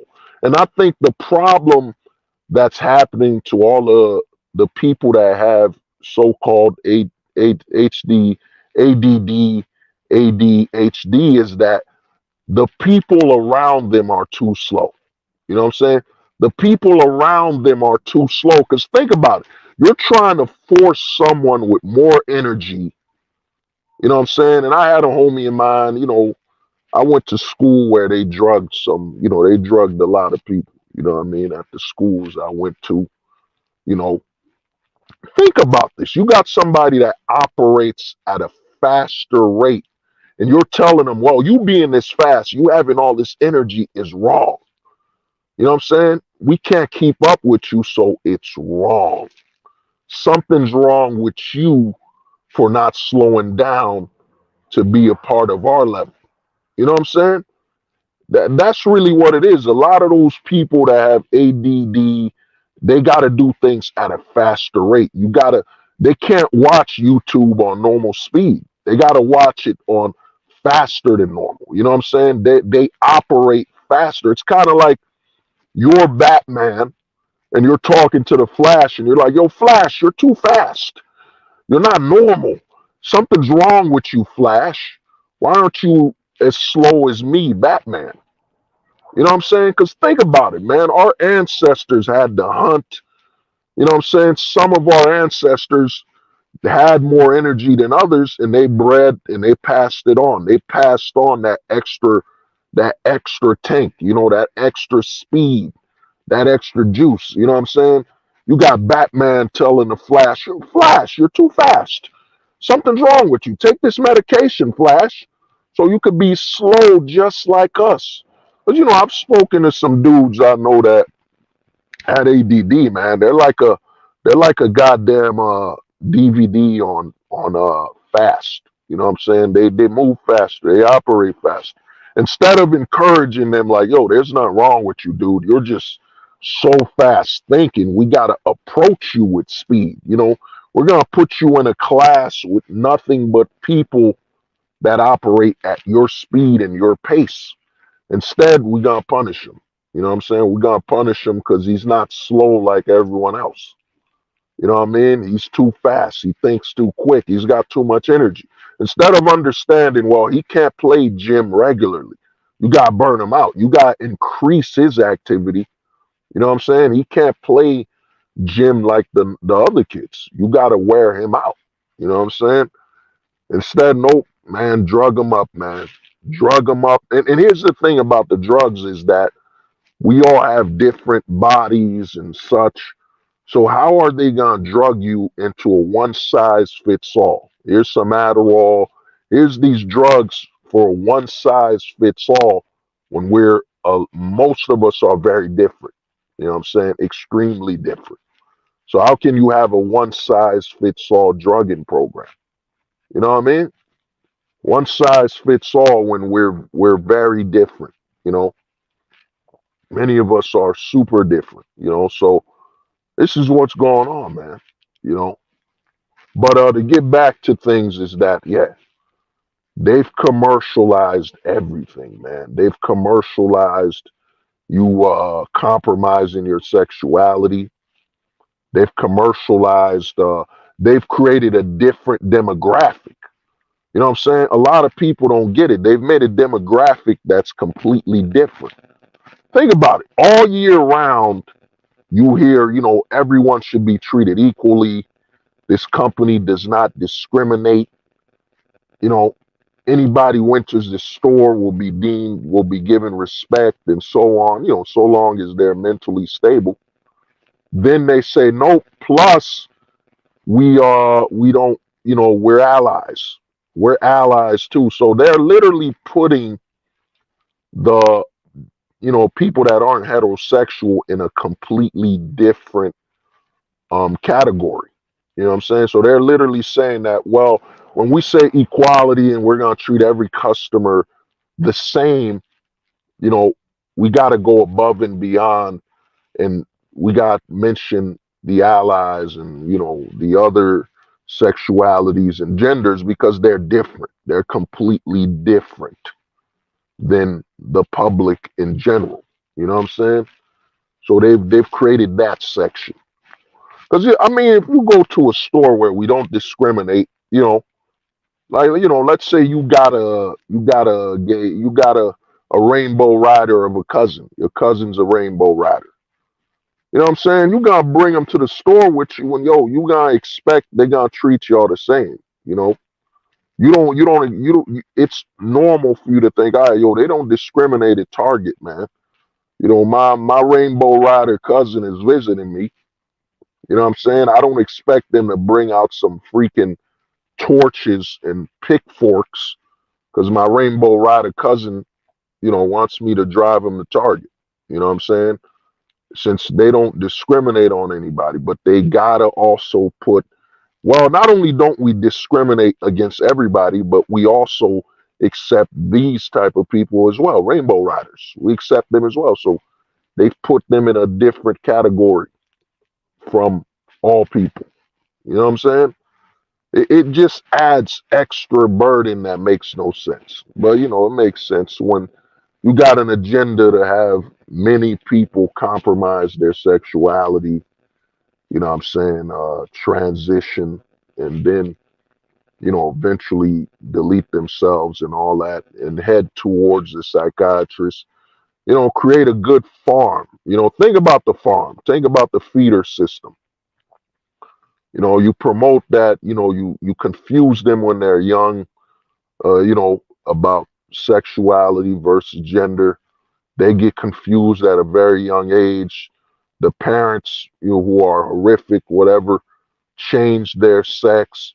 They become completely delusional and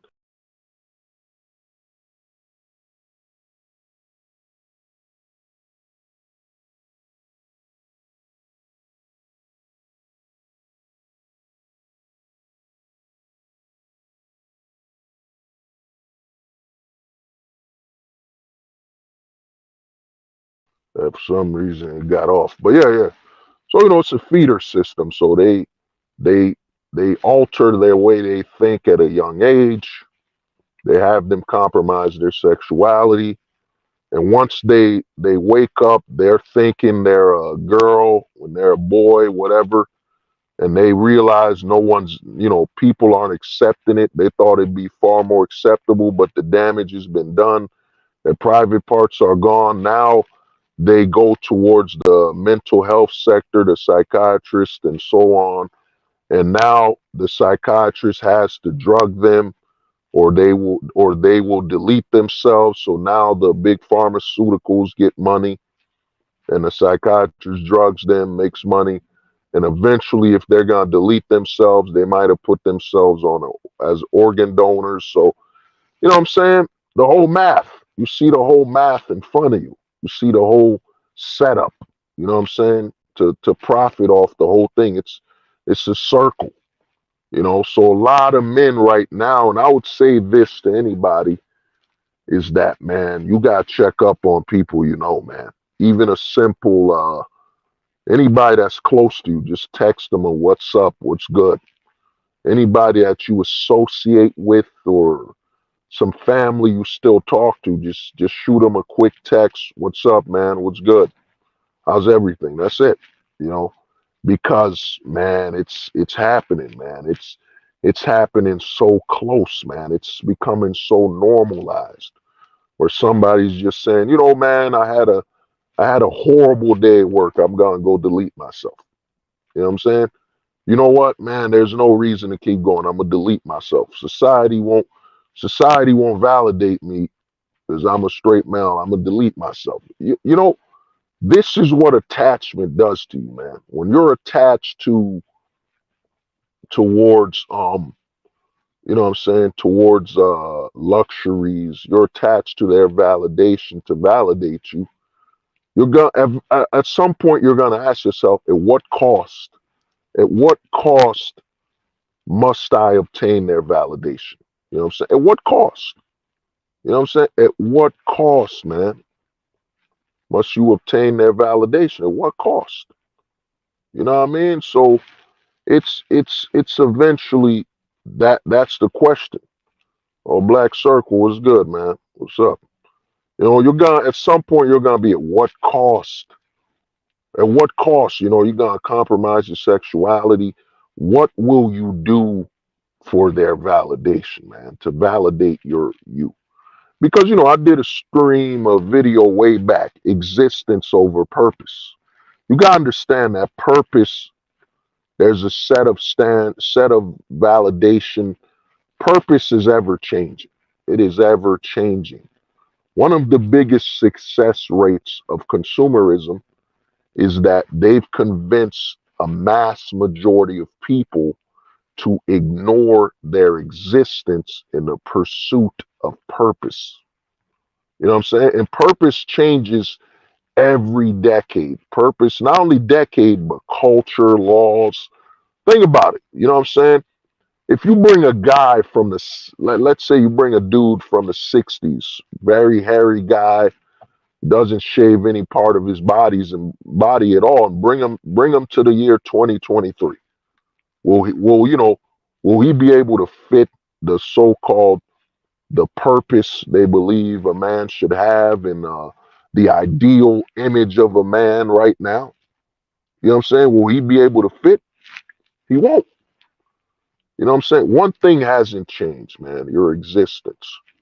The most important thing is your existence. All this happiness, sad, you always got to be happy. Why? Why I always got to be happy, man? Why can't I just exist? Where I'm in a state of existence and I'm not calm, I'm not sad. I'm just here, man. Just here doing me. You know what I'm saying? Just and why don't you want me to experience anger? Why don't you want me to experience sadness like that? That's part of being a human.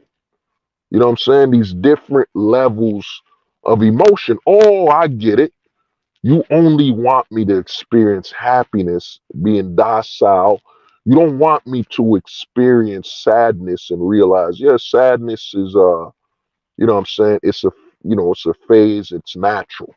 You don't want me to just accept what's natural about me. You want me to focus on this. I got to be happy 24/7, like it's natural. Like you wake up, and just I got to smile. I got to be happy. Just and I gotta express this definition of happiness that they deem as happiness now. Big smile on my face, jumping up and down like a damn rabbit with joy. You know what I'm saying? That's what I gotta be. You know what I'm saying? When the definition of happiness is different for some people, man. You know what I'm saying? Some of us are different. A lot of us are different, you know? But I get it. You're basically pushing me to not being human. You know what I'm saying? You want me to be an unnatural.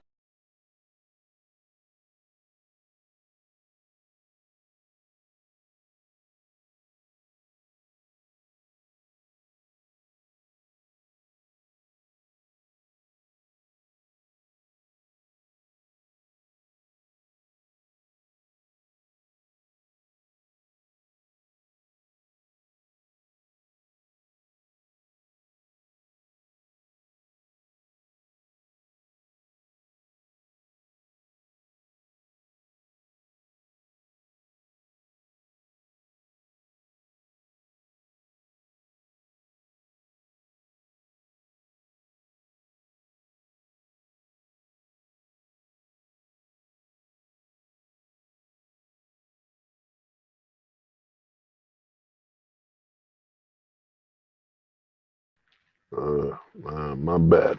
This joint went off for a minute. But yeah, I'm about to wrap it up with a few things. But the thing you got to understand is, man, my bad. It's sometimes it's StreamYard, man. I'm just outside. I got a good signal. It's just that StreamYard acts weird at times. But basically the thing is this, man. They want you to be dehumanized. Think about it. What they've deemed acceptable is happiness. They're basically telling you the level of emotions they accept from you. They want you to dehumanize yourself and limit your expressions. One thing I've learned is, if you sad, just go through it, man. Don't even fight it. If you in your home privately, you start crying and tear up, let that pass and move on, man. You know what I'm saying? If you're just angry, what I mean, do something with that energy that comes from anger that's positive. You know what I'm saying? You might angrily play some video games or something. You know what I'm saying? It's energy. You know what I mean? You'll calm down. You don't let that what you do is you don't let that expression or those feelings control you. Don't let it lead you. But you can just utilize it for the time being. You know what I'm saying? I've done some things angry. You know what I mean? I've done some things sad. I've done some things. What is it? Happy, whatever. You know what I'm saying? I play. And here's the thing about those emotions is that those feelings is at times those feelings don't even reflect what you're thinking. You know what I'm saying? You could be playing somebody in a video game happily, but you're mad angry, man. You're upset. You know, you're upset, but the expression and feelings you're showing is happiness. But you're not really happy at the moment. You know what I'm saying? It's just what's going through you right now. The feeling of happiness, and you're losing in this game. You getting beaten badly, and you're upset, but you're not upset when it comes to your feelings expressing. So you know what I mean? So to me, man, you gotta understand. And you know, the state of things right now, man, if you don't unattach yourself to their validation, you know what I'm saying? If you don't prioritize your mobility and your freedom, you know what I'm saying? If you don't go full-time ghost, man, you will end up in the scenario where, yeah, delete yourself. That's what they're pushing. They're pushing that as a goal, as an achievement. Even how they talk about certain celebrities. You're like, dude, he overdosed, man. He used too many drugs, man. So he murked himself.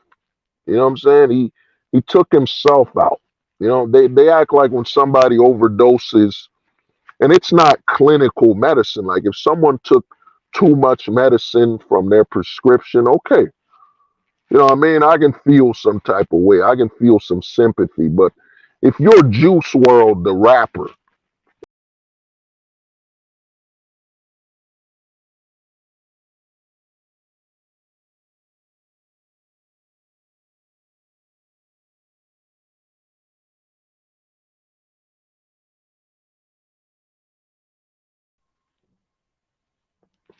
you know what I mean? If you're Juice World, man, your Juice World and the FBI entered your plane and you just drunk a whole Baskin Robbins filled with drugs and, pills and you overdosed, dude, you know what I mean? Don't advertise that like it's something sad.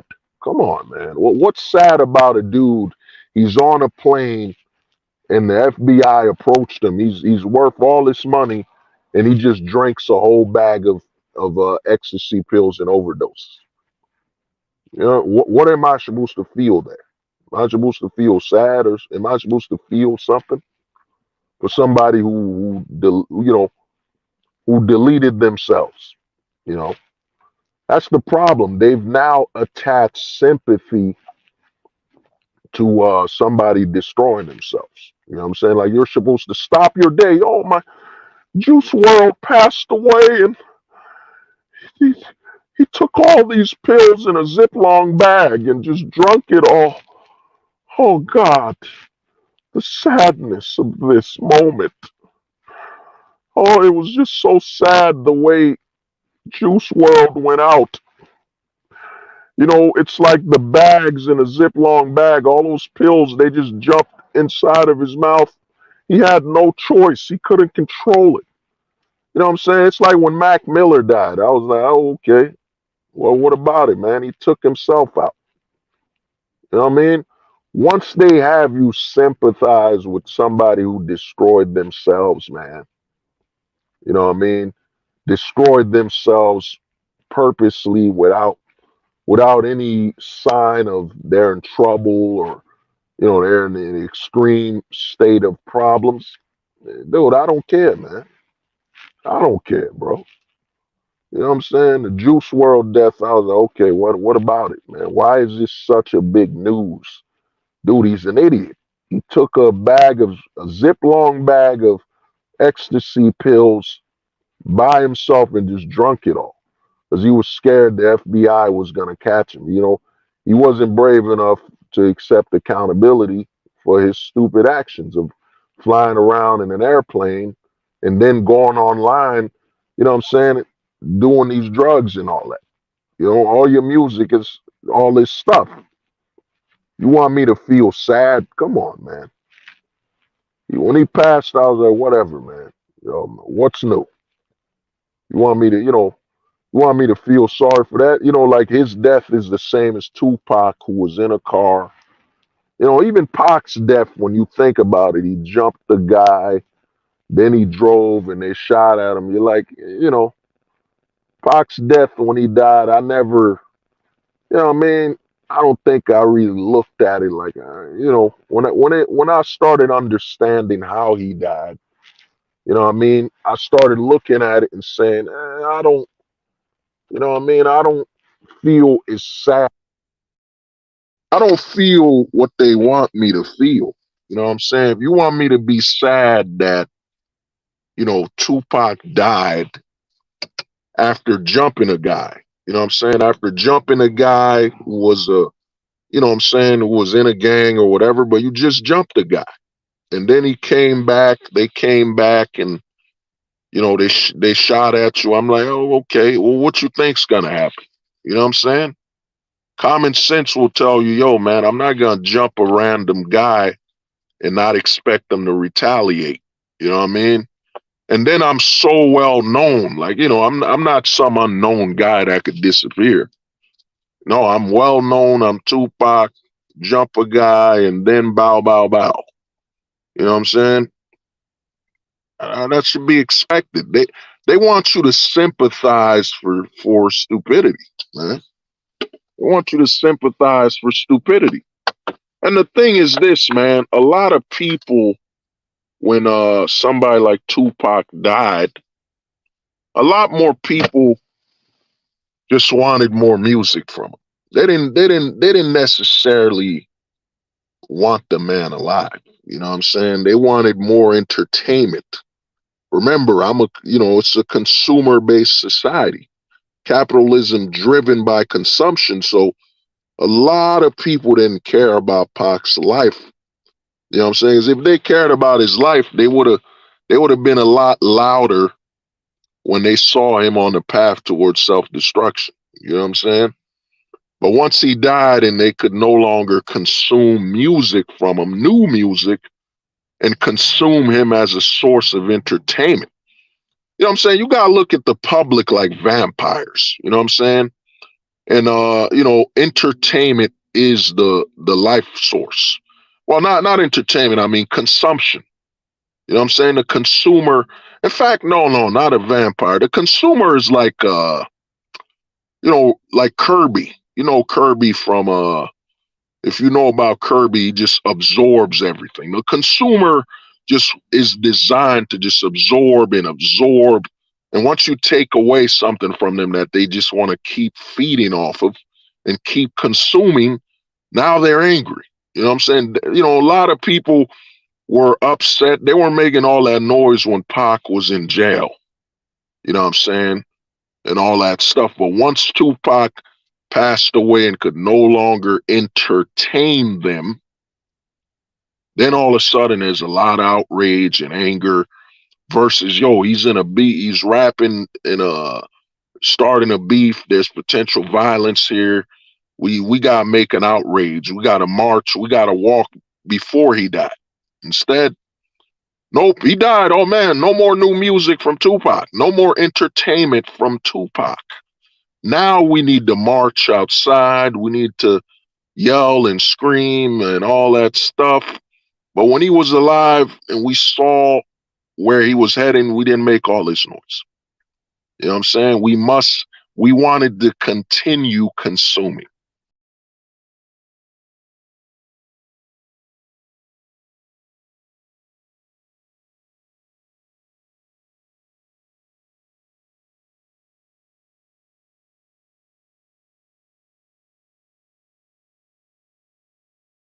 Uh, we wanted to continue consuming.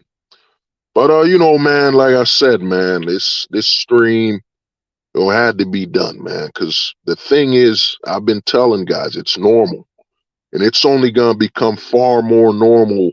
Deletion, you know, deletion is going. It's uptaking. Like I said, man, in the last 5 years, and in the last 3 years or so, man, the amount I've seen deletion, self deletion, it's a normal thing now, man. It's not a suburban thing, no offense to the suburban homies, but that used to be a running joke in the 90s. It was like, oh dude, he's gonna delete himself because he doesn't get enough love from his family. You know what I'm saying? Deletion used to be a very suburban TV series joke, or the threat of deletion. It was a very suburban thing, you know what I'm saying? Or very, coming from where I'm at, it used to be like a white thing. You know what I mean? That's how they used to advertise self deletion. And you would look at the news and you'd be like, oh, another white kid killed himself. You know what I'm saying? Deleted himself. Another white person deleted himself. Oh, rocker deleted himself. You know what I'm saying? it used to be very racial, but even then it was the awkward white kid or the white kid that didn't have a lot of friends, or it was a very unsociable thing, or they were rock stars. Self deletion used to be like a rock star thing or a film actor thing, or something like that. And now it's the normal person, man, because all the ingredients are there.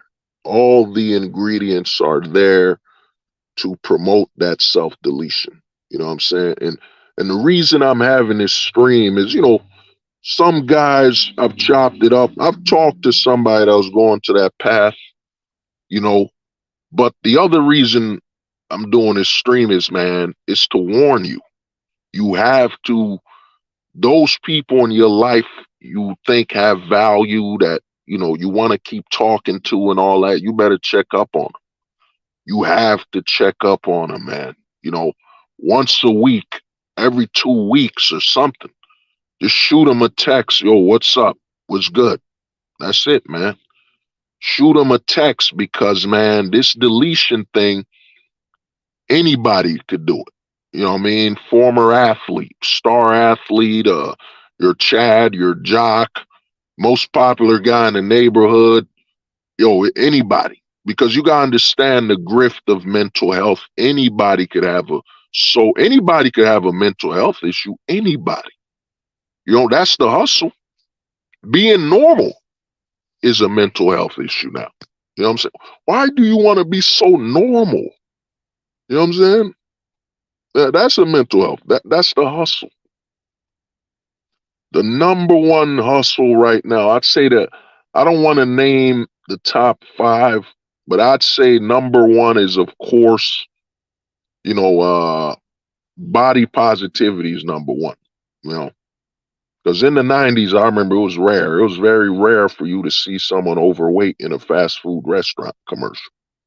They would usually keep them in good shape so they could advertise that, yeah, you could still be in shape while eating at McDonald's. You know what I mean? So the number one hustle is, and you can look at it. I plan to do a stream on body positivity. You can look at it. Body positivity, food, you make more money. The fashion industry makes more money by selling bigger clothes that were already expensive when they were small. So now they can triple up the price. You know what I'm saying? We got a triple, I forget, Louis Vuitton or something. We got a 5X t-shirt from Louis Vuitton. You know what I'm saying? $150. While the small is basically 60 or something. You know what I mean? Or 80, whatever. They make more money, man. Then with the obesity rate, the hospitals, the pharmaceuticals, it's anybody could be obese, man. Anybody could be fat. There's a lot of money to be made from that. And the hustle now, the hustle they've been pushing, I don't even know. I think the mental health thing, I'm trying to remember when it became a big buzzword. I'm thinking around maybe 2016, 17. I'm trying to remember when mental health got big, It's a big buzzword now, It's the big hustle. Anybody could have mental health issues. Mental health, like obesity, doesn't care what religion you're in. It doesn't care your religion. It doesn't care your ethnicity. It doesn't care about your age. Anybody at any time in their life could be fat, and anybody at any time in their life can have mental illness. It's an ultimate. It's a great. It's a soup. It's one of those. You know what I'm saying? What do they? It's a super grift, man. It's not a normal grift. You know what I'm saying? It's a super grift. Just like we in America, we're superpower. The super grifts. The super grift is something where it's for everybody. You know what I'm saying? Anybody could get grift on this. You know what I'm saying? Mental health, anybody. It don't matter if you're 80 years old. You know what I'm saying? They could say, look, you're 80 years old. You grew up at a time where men weren't allowed to express their emotions and their feelings. Grandpa, you got a mental health issue. And your grandfather's like, what? Yo, man, I'm a man. You know what I'm saying? We express ourselves in a timely manner when we're on our own and stuff like that. We don't want to expose weakness because we know another man is around the corner looking.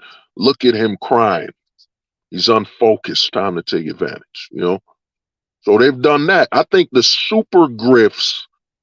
You know what I'm saying? I might be missing some, but I'll just give out a top three. The super grifts are, you know, of course, body positivity. That's number one. That's number one in my opinion.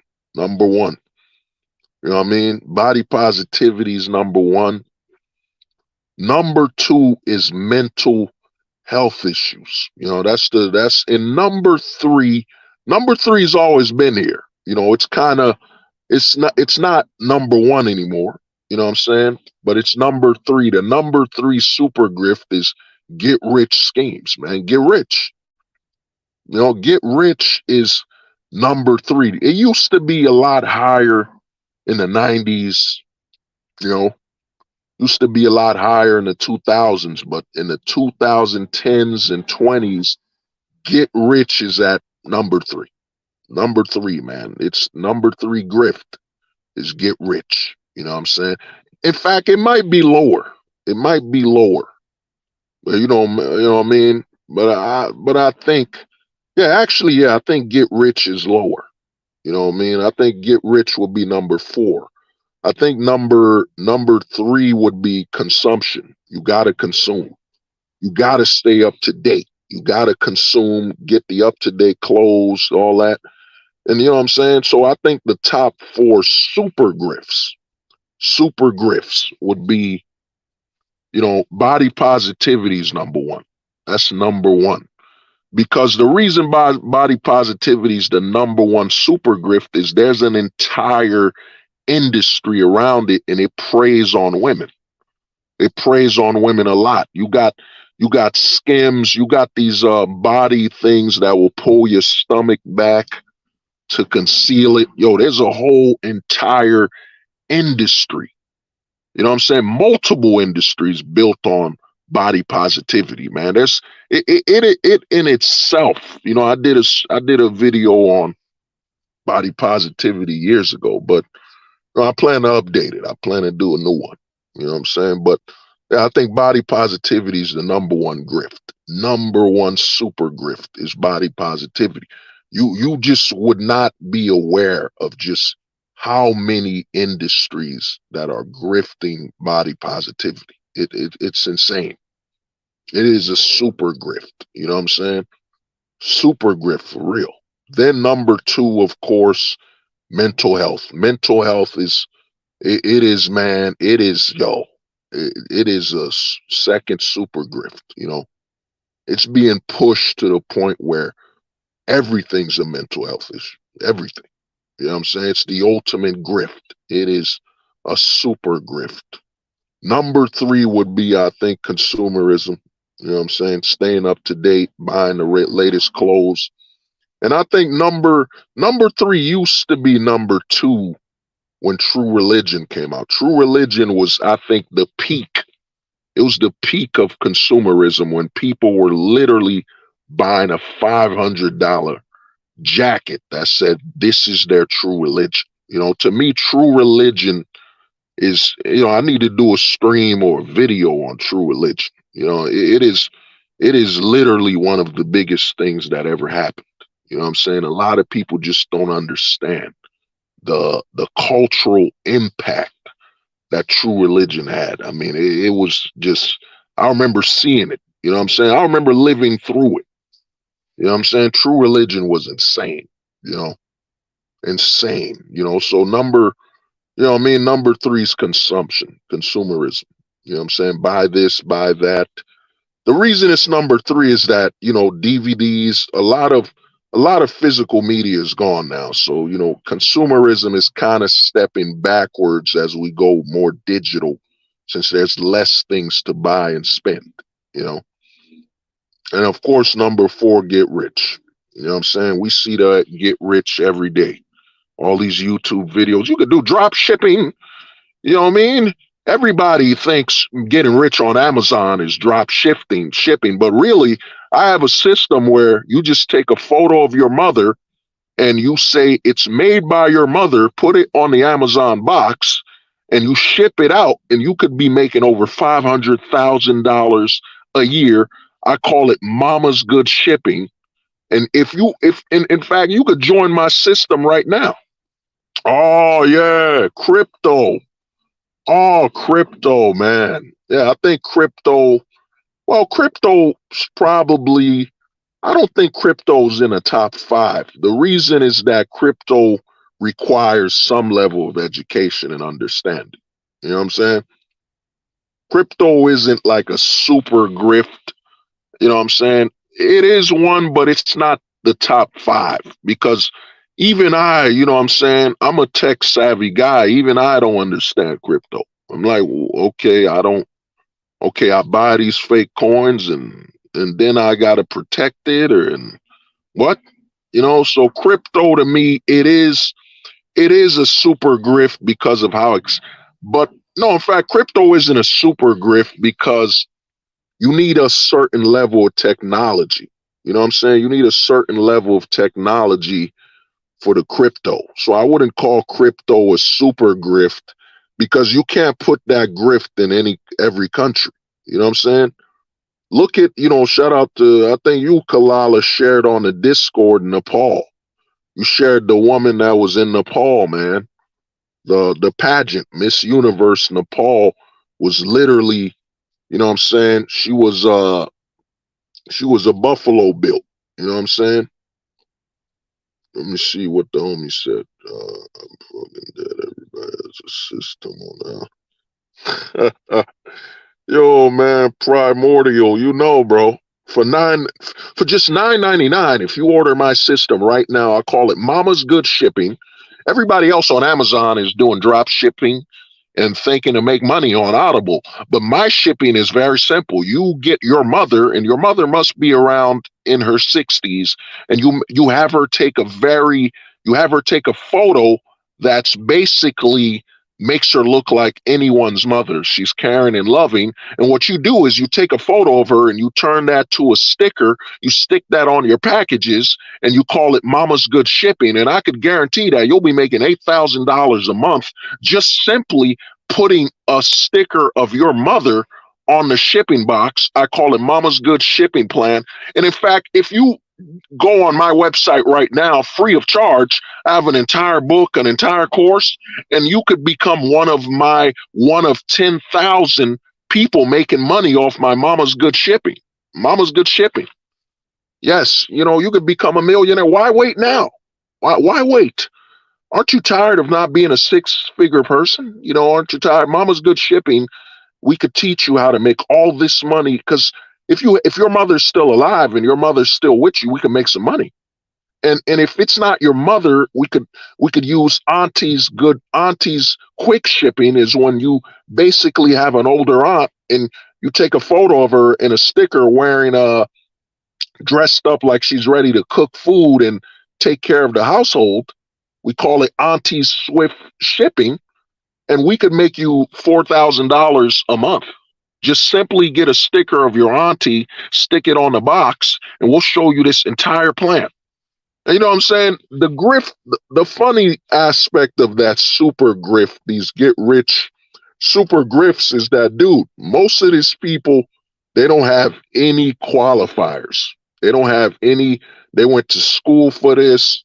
They don't have any education for this. It's all about you joining them in good faith. And you don't even know that they might literally be a proxy for a richer person. Like a person that's a millionaire is using them as a proxy, to grift you. So, what I'm saying? I would say, Bitcoin, it is a grift. I don't think Bitcoin's a super grift. You know what I'm saying? It's not as universal. You know what I'm saying? It's not as universal as all the other grifts. You know what I'm saying? So, Yeah, the pyramid scheme. Oh, you know about the pyramid scheme. Yeah. So I think getting rich is yeah, it's number four. It's gotta be number four, man. You know? You know what I mean? So the number five, I don't know. Number five, I guess number five in this country would probably be, I guess, a stable relationship. Long term, yeah, long term relationship is probably number five. You know what I'm saying? Number five in the super grift. You know what I mean? Number five in the super grift is a long term relationship with and having a family and all that stuff. You know what I'm saying? Uh, Amway, oh, you know about a lot of the Nezzy Nez homie was good. You know what I mean? So to me, the grift, the super grifts, there's not many. But all in all, like I was telling y'all, man, it's been an honor with the stream. Thanks everybody for showing up. And like I said, man, please, if you care about somebody, you better message them, man. Check up on them, man. Check up on your people you care about. This even implies to your parents. Check up on your parents, man. Check up on your parents as well, man. Send them a message. You got to really be careful because, especially, I think, yeah, in fact, I know the number five. Number five super grift is basically pandemic. The pandemic is number five. Number five, the super grift. Number five is the pandemic. So let's go in order. Let me fix something. Let's go in order quick before I end the stream. You know what I'm saying? Before I end the stream. So number one in the super grift is body positivity. That's number one. Number two in the super grift is mental health. That's number two. Number two is mental health in the super grift. Number three is consumerism. Number three is consumerism. You know what I'm saying? In the super grift. Number number actually damn. Yeah, number four. Number four is yeah, actually I think I gotta put yeah, I think I gotta change something. Let me say it over again. So number one in the super grift is body positivity. That's number one. Number one is body positivity. Number two is mental health issues. That's number two. You know what I'm saying? In super grift. Number three is consumerism. You know what I'm saying? Consumerism is number three. And actually, I was right. Number four is get rich. Number four is get rich. And number five is a long term stable relationship. Those are the top five super grifts because if you do the math, it makes sense. Number one basically is the pressure. If you're going to get with a woman these days, you got to accept her entire body positivity. You got to be extremely body positivity. You know what I'm saying? Look at that. Look how number one. You know what I'm saying? Number one is anything. You know what I mean? Everyone must become a whale hunter. You know what I'm saying? A whale hunter, Captain Ahabin. You got to be Ahabin. You know what I'm saying? You know what I mean? So body positivity is number one because it's the number one thing you will interact with is body positivity. And then, number two, mental health, again, goes with body positivity because, you can't be against the body positivity. That's disrespecting someone's mental health and all that. And remember that weight gain is a disease. It's not a choice. It's a disease and blah, blah, blah. So notice how number one leads to number two. You know what I'm saying? Then number three, consumerism is, based on what you can afford and buy, the access of potential women you'll get with. You know what I'm saying? Then four number four is get rich. You know what I'm saying? So you getting rich will affect, the women you're with and so on, and your value in society, blah, blah, blah. So getting rich, that's number 4 in the super grift. And of course, number 5, the long-term relationship, the stable forever, in actuality, the forever term relationship. That's really number 5, the forever term relationship, a relationship that will last forever. That's really the number 5 grift, the number 5 super grift. You know what I'm saying? Is the forever relationship, your soulmate, whatever. We're forever or whatever. You know what I'm saying? That's number 5. You know what I mean? Oh, the Disney love story. Yeah, well, I don't even think it's Disney no more because remember, you got to accept the body positivity that goes with it as well. So I wouldn't say Disney, but basically, yeah, there's a lot of grifting going on. You know what I'm saying? The super grifts. Those are the top 5 super grifts right there. Anybody who thinks the order might be wrong, feel free to do what you want with that. But like I said, man, those are the top grifts, top super grifts. A lot of things below that, they're not super. You know what I'm saying? A super grift is universal, you know. But yeah, but other than that, man, I hope everybody has a good day. And like I said, man, reach out to your people, man. Friends, family, reach out because the deleting aspect, it's only gonna get worse. It will only get worse because all the ingredients for deletion are here. Reach out to your loved ones, man. Reach out to your associates. Just check up on them like, what's up? What's good? You know what I'm saying? And sometimes you might have to go out, you might have to go get a dinner or eat with that person or something. Go chill with them a little. You know what I mean? You don't got to go clubbing or whatever, but who knows, man? That might be the last time you see this person, or that might be the key for that person to not delete themselves. I'm not saying spend time with people that you got problems with that you got problems with that are very harmful to you. I'm not saying that, but I'm saying, man, you have to check up on people you care about. You got to check up on them because the marketing that's being pushed, man. You don't, you gotta understand, man. Futurama predicted the future. When Futurama had that deletion booth, that suicide booth in Futurama, that was the future, man. A lot of people are heading towards the path of deletion, man. You know, and I didn't get a lot of I forgot to cover it. But I'll do 8 minutes. You know what I mean? 8 minutes, but oh yeah, Renegade. Yeah, Renegade deleted himself, man. Renegade was one of the people when I watched it, Renegade really was what got me towards the path of the philosophy. When I watched Renegade, I was like, wow, man. The man is literally crying for help, man. You know, because one of the biggest problems us intellectual guys have, and is that we're so focused on talking. So many people are used to us talking and expressing our minds that no one, what I'm saying, no one will check up on the intellectual. No one will be, people are so used to, oh, that dude's intellectual. There can't be nothing wrong with that guy. He's so intellectual.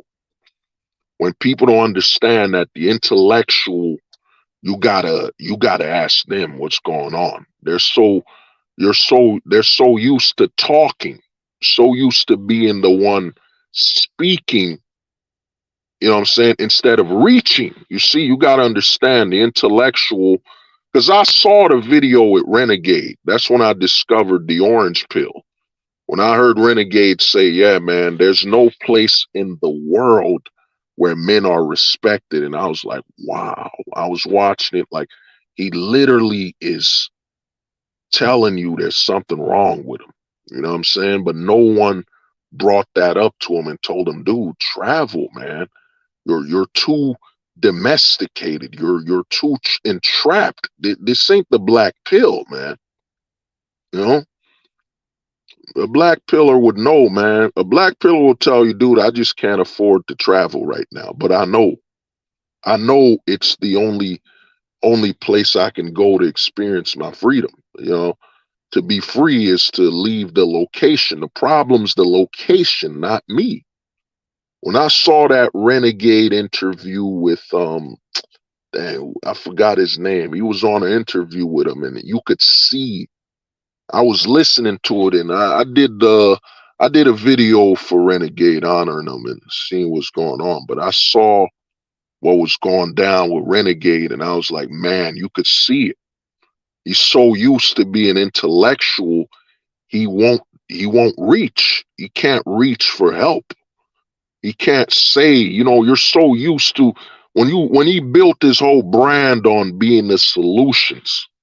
You know what I mean? Getting caught up on being providing the solutions is that Renegade himself would not reach out for problems he's going through.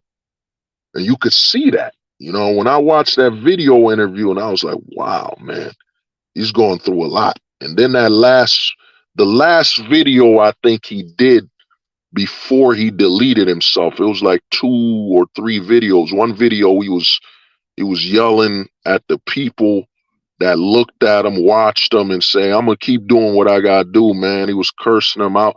He got very emotional in that video. You know what I'm saying? Where he was very angry at people targeting him. You know what I'm saying? I saw that video and I was like, man, Renegade was going through a lot, man. You could tell. You could see the fracturing of his mind. You know what I'm saying? But he's not used to reaching out for help.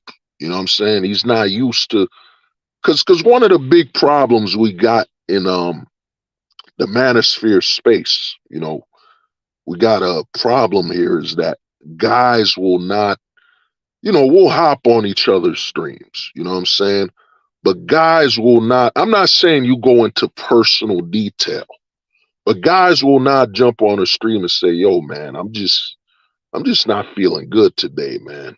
You know what I'm saying? I'm just not feeling good, bro. You know, I don't know what's going on, but I just don't feel that good, man. I don't feel like doing anything, man. I don't know what's going on. It's just I find it hard to, you know, find a reason to do anything. You know, you can code it, you know what I'm saying? You don't need to go super personal. You know, your life. At the end of the day, we're all strangers here. We're online.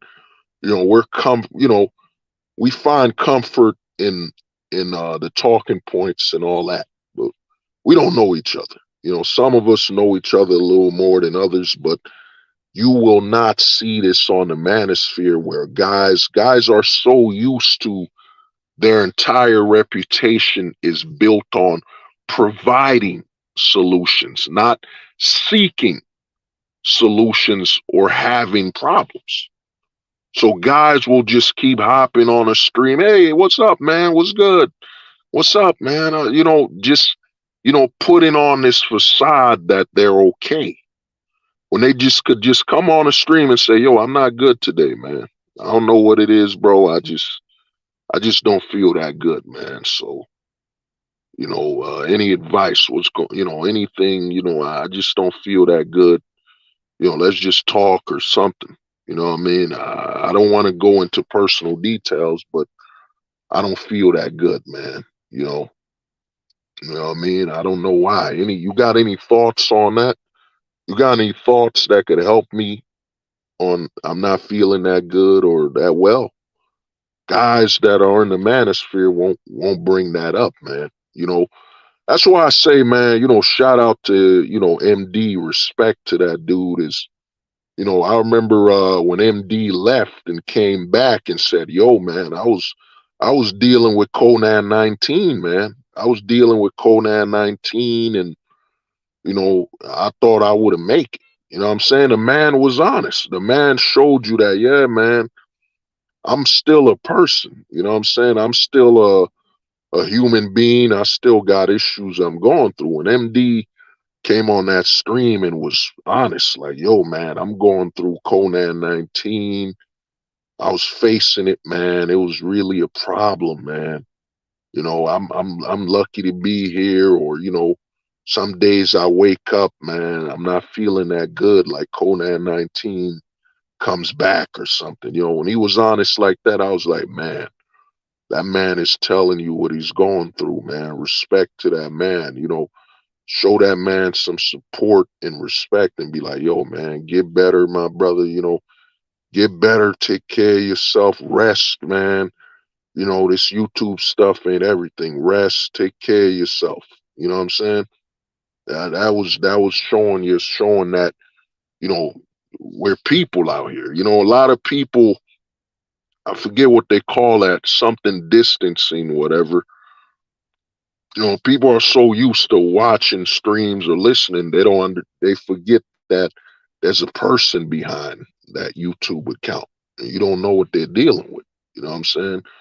You know what I mean? Because if you're stable, you will show your strength. You're gonna show stability on YouTube.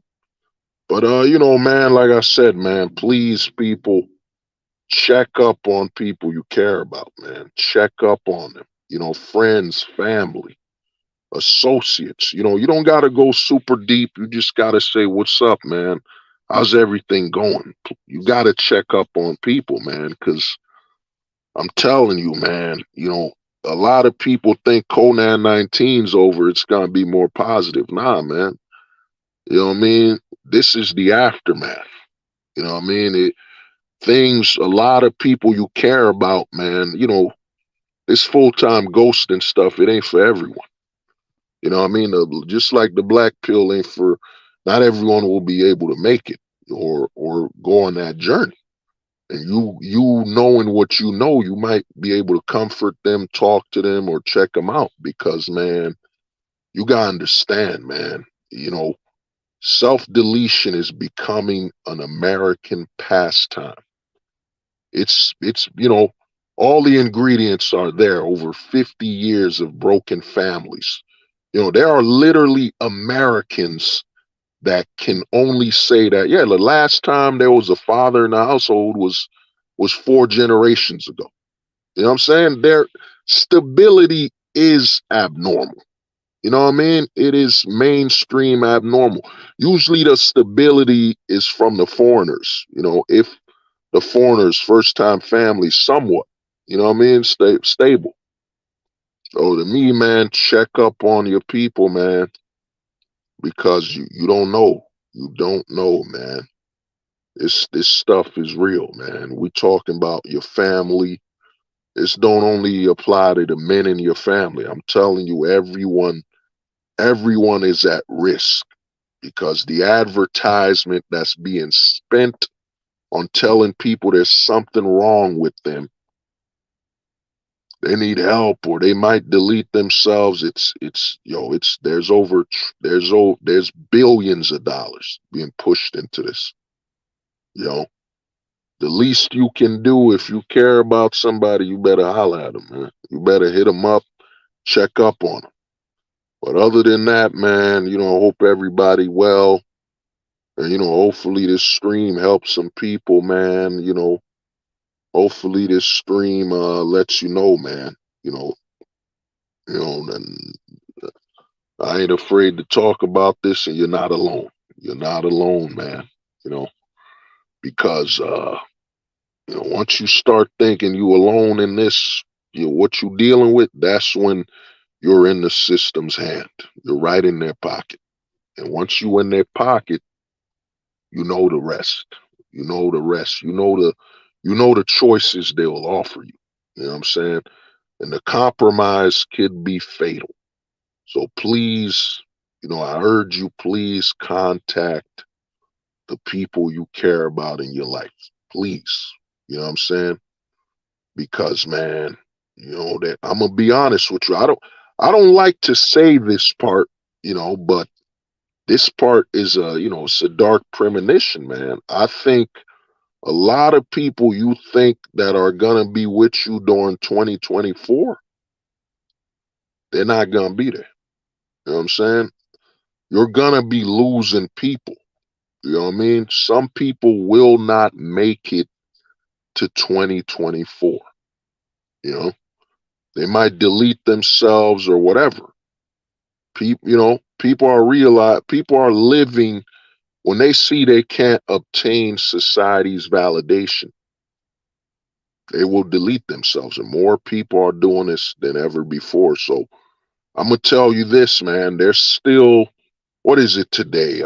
Today's the 27th. I don't know how many days are in uh December. I think December ends on the 31st. I'm not 100% sure. So if that's true, I'm not sure when November ends.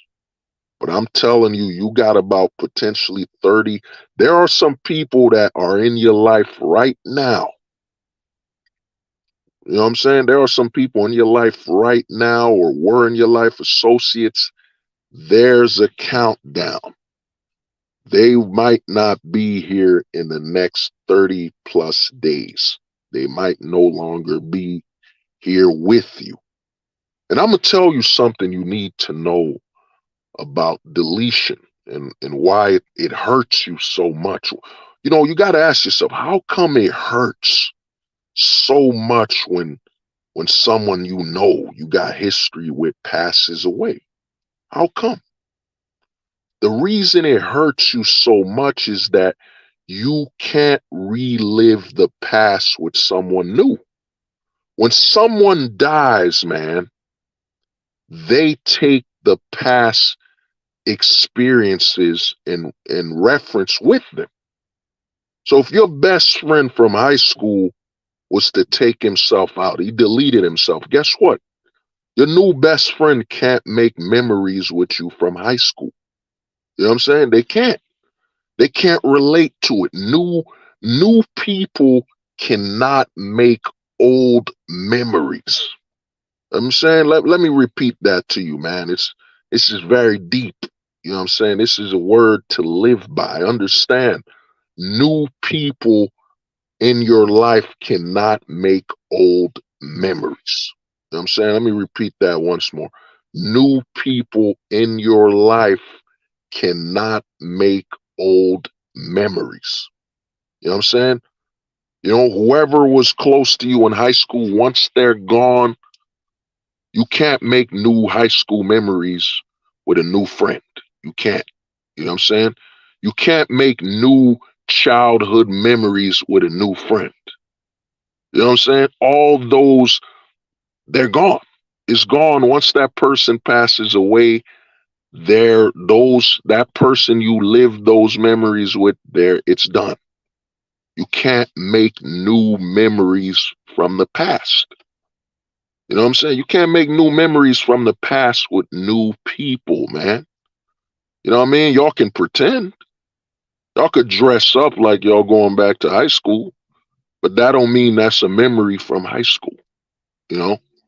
So you gotta, man, you're gonna lose something you can never regain or duplicate with somebody new. And that's a memory created in the past. Someone that lived through it. You know what I'm saying? Someone that lived through it with you, man. You know what I'm saying? Someone that lived through it with you, man. You know what I'm saying? This is very, you know what I'm saying? This is very, no, yo, Kalala, don't distance yourself from nostalgia, man. Nostalgia, you control it, you know what it is, you enjoy it. Nothing wrong with it, not wrong with nostalgia, but I'm telling you, man, this applies to family members, everybody. Anybody you made good memories with in the past, when they go away, man, that point of reference, that inside history, it's gone. You know what I'm saying? You could tell people about that time, but they can never live it. They can't identify with living that memory with you. So I'm gonna tell you, man, take this with you, bro. Take this. Remember, You have to understand, man. You know what I'm saying? New people in your life cannot make past memories. You can't make new memories from the past. You can't.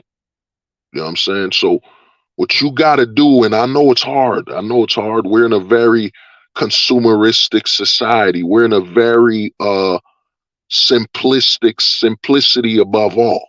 Convenience. We're in a very convenient driven society, man, where you prioritize convenience to the point where you won't even talk to another person because there's potential inconvenience.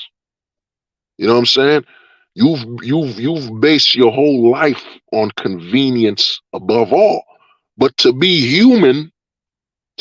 human is to be an inconvenience because you're an individual person. Individuality is to be inconvenient because you don't know what I'll do. I don't know what you'll do. I think I know what you'll do. So being an individual by virtue is being inconvenient. But you're so focused and zoned in on a society where everything's about convenience to the point where guess what? Now you look at people and you don't even want to talk to a friend or whatever, anybody you know, because there's a chance of them being an inconvenience to you. You know what I mean? Being an inconvenience. So you have to understand, man, you know, it's a painful memory. You know, I lost a close family member, man. And when I look back, I'm like, man, that person's gone, man. You know what I'm saying? That person's gone. The memories, the past we related to, gone. And then in this world, there's one less person that's family. You know what I mean? So, we were in good terms, but like I said, man, contact some people, man, because I'm telling you, you're gonna lose. It ain't something I want to say, but looking at the rate of self deletion ever increasing, I'm telling you right now, man, and I said this in a stream, I don't know how long ago, but I said, man, deletion is increasing. I personally, I've experienced it. I've seen that, what I mean? Deletion used to be once a decade, if ever. Now I think it's going to be, I think potentially two, what I'm saying? I think potentially maybe 4 out of 10 Americans will, 4 out of 10 Americans will experience deletion. They will experience it. I'm telling you right now, man, there are some people in your life right now that you only have because they're not going to make it next year. They're not going to be here with you next year. So there are some people in your life right now that you only have maybe 30 something days left with them. You know what I'm saying? Being amongst the living. You know, it all depends on maybe you might be able to affect that, maybe not. But I'm telling you right now, man, with the rate of deletion increasing, you only have 30 days left. Because some people that are close to you, they're not gonna make it to the New Year's. You know what I'm saying? You know, associates, whatever, they're not gonna make it. You know what I'm saying? I saw it. I'm gonna tell you. I won't speak no names or whatever, but someone I associated with literally deleted themselves Thanksgiving Day. You know what I'm saying? Deleted themselves Thanksgiving Day, man. You know what I mean? So I'm telling you, and I've seen it. There's too many. It's happened too close. You know what I mean? And you got to always remember the way America works is usually, I'm in the urban area, man. I'm in the urban area, and you got to remember, you know, like Tommy Sotomayor said, is that the black community is usually the canary in the coal miners, and what's happening here, and here's the thing, it's not just black, because I remember I went to a bar I was talking to this jock who played football or whatever, Chad, whatever, and he told me one of his teammates deleted themselves, man. And then I was walking around the bar and I overheard deletion. I'm telling you, man, there are some people close to you, bro. You only got 30 plus days left with them. You know, some people will not be here with you by next year. But this has been hold the truth hostage, man. Where if the truth was so important, we wouldn't negotiate with lies. We would hold the truth hostage. Peace. They said the truth won't survive beside the lies that maintain the decay.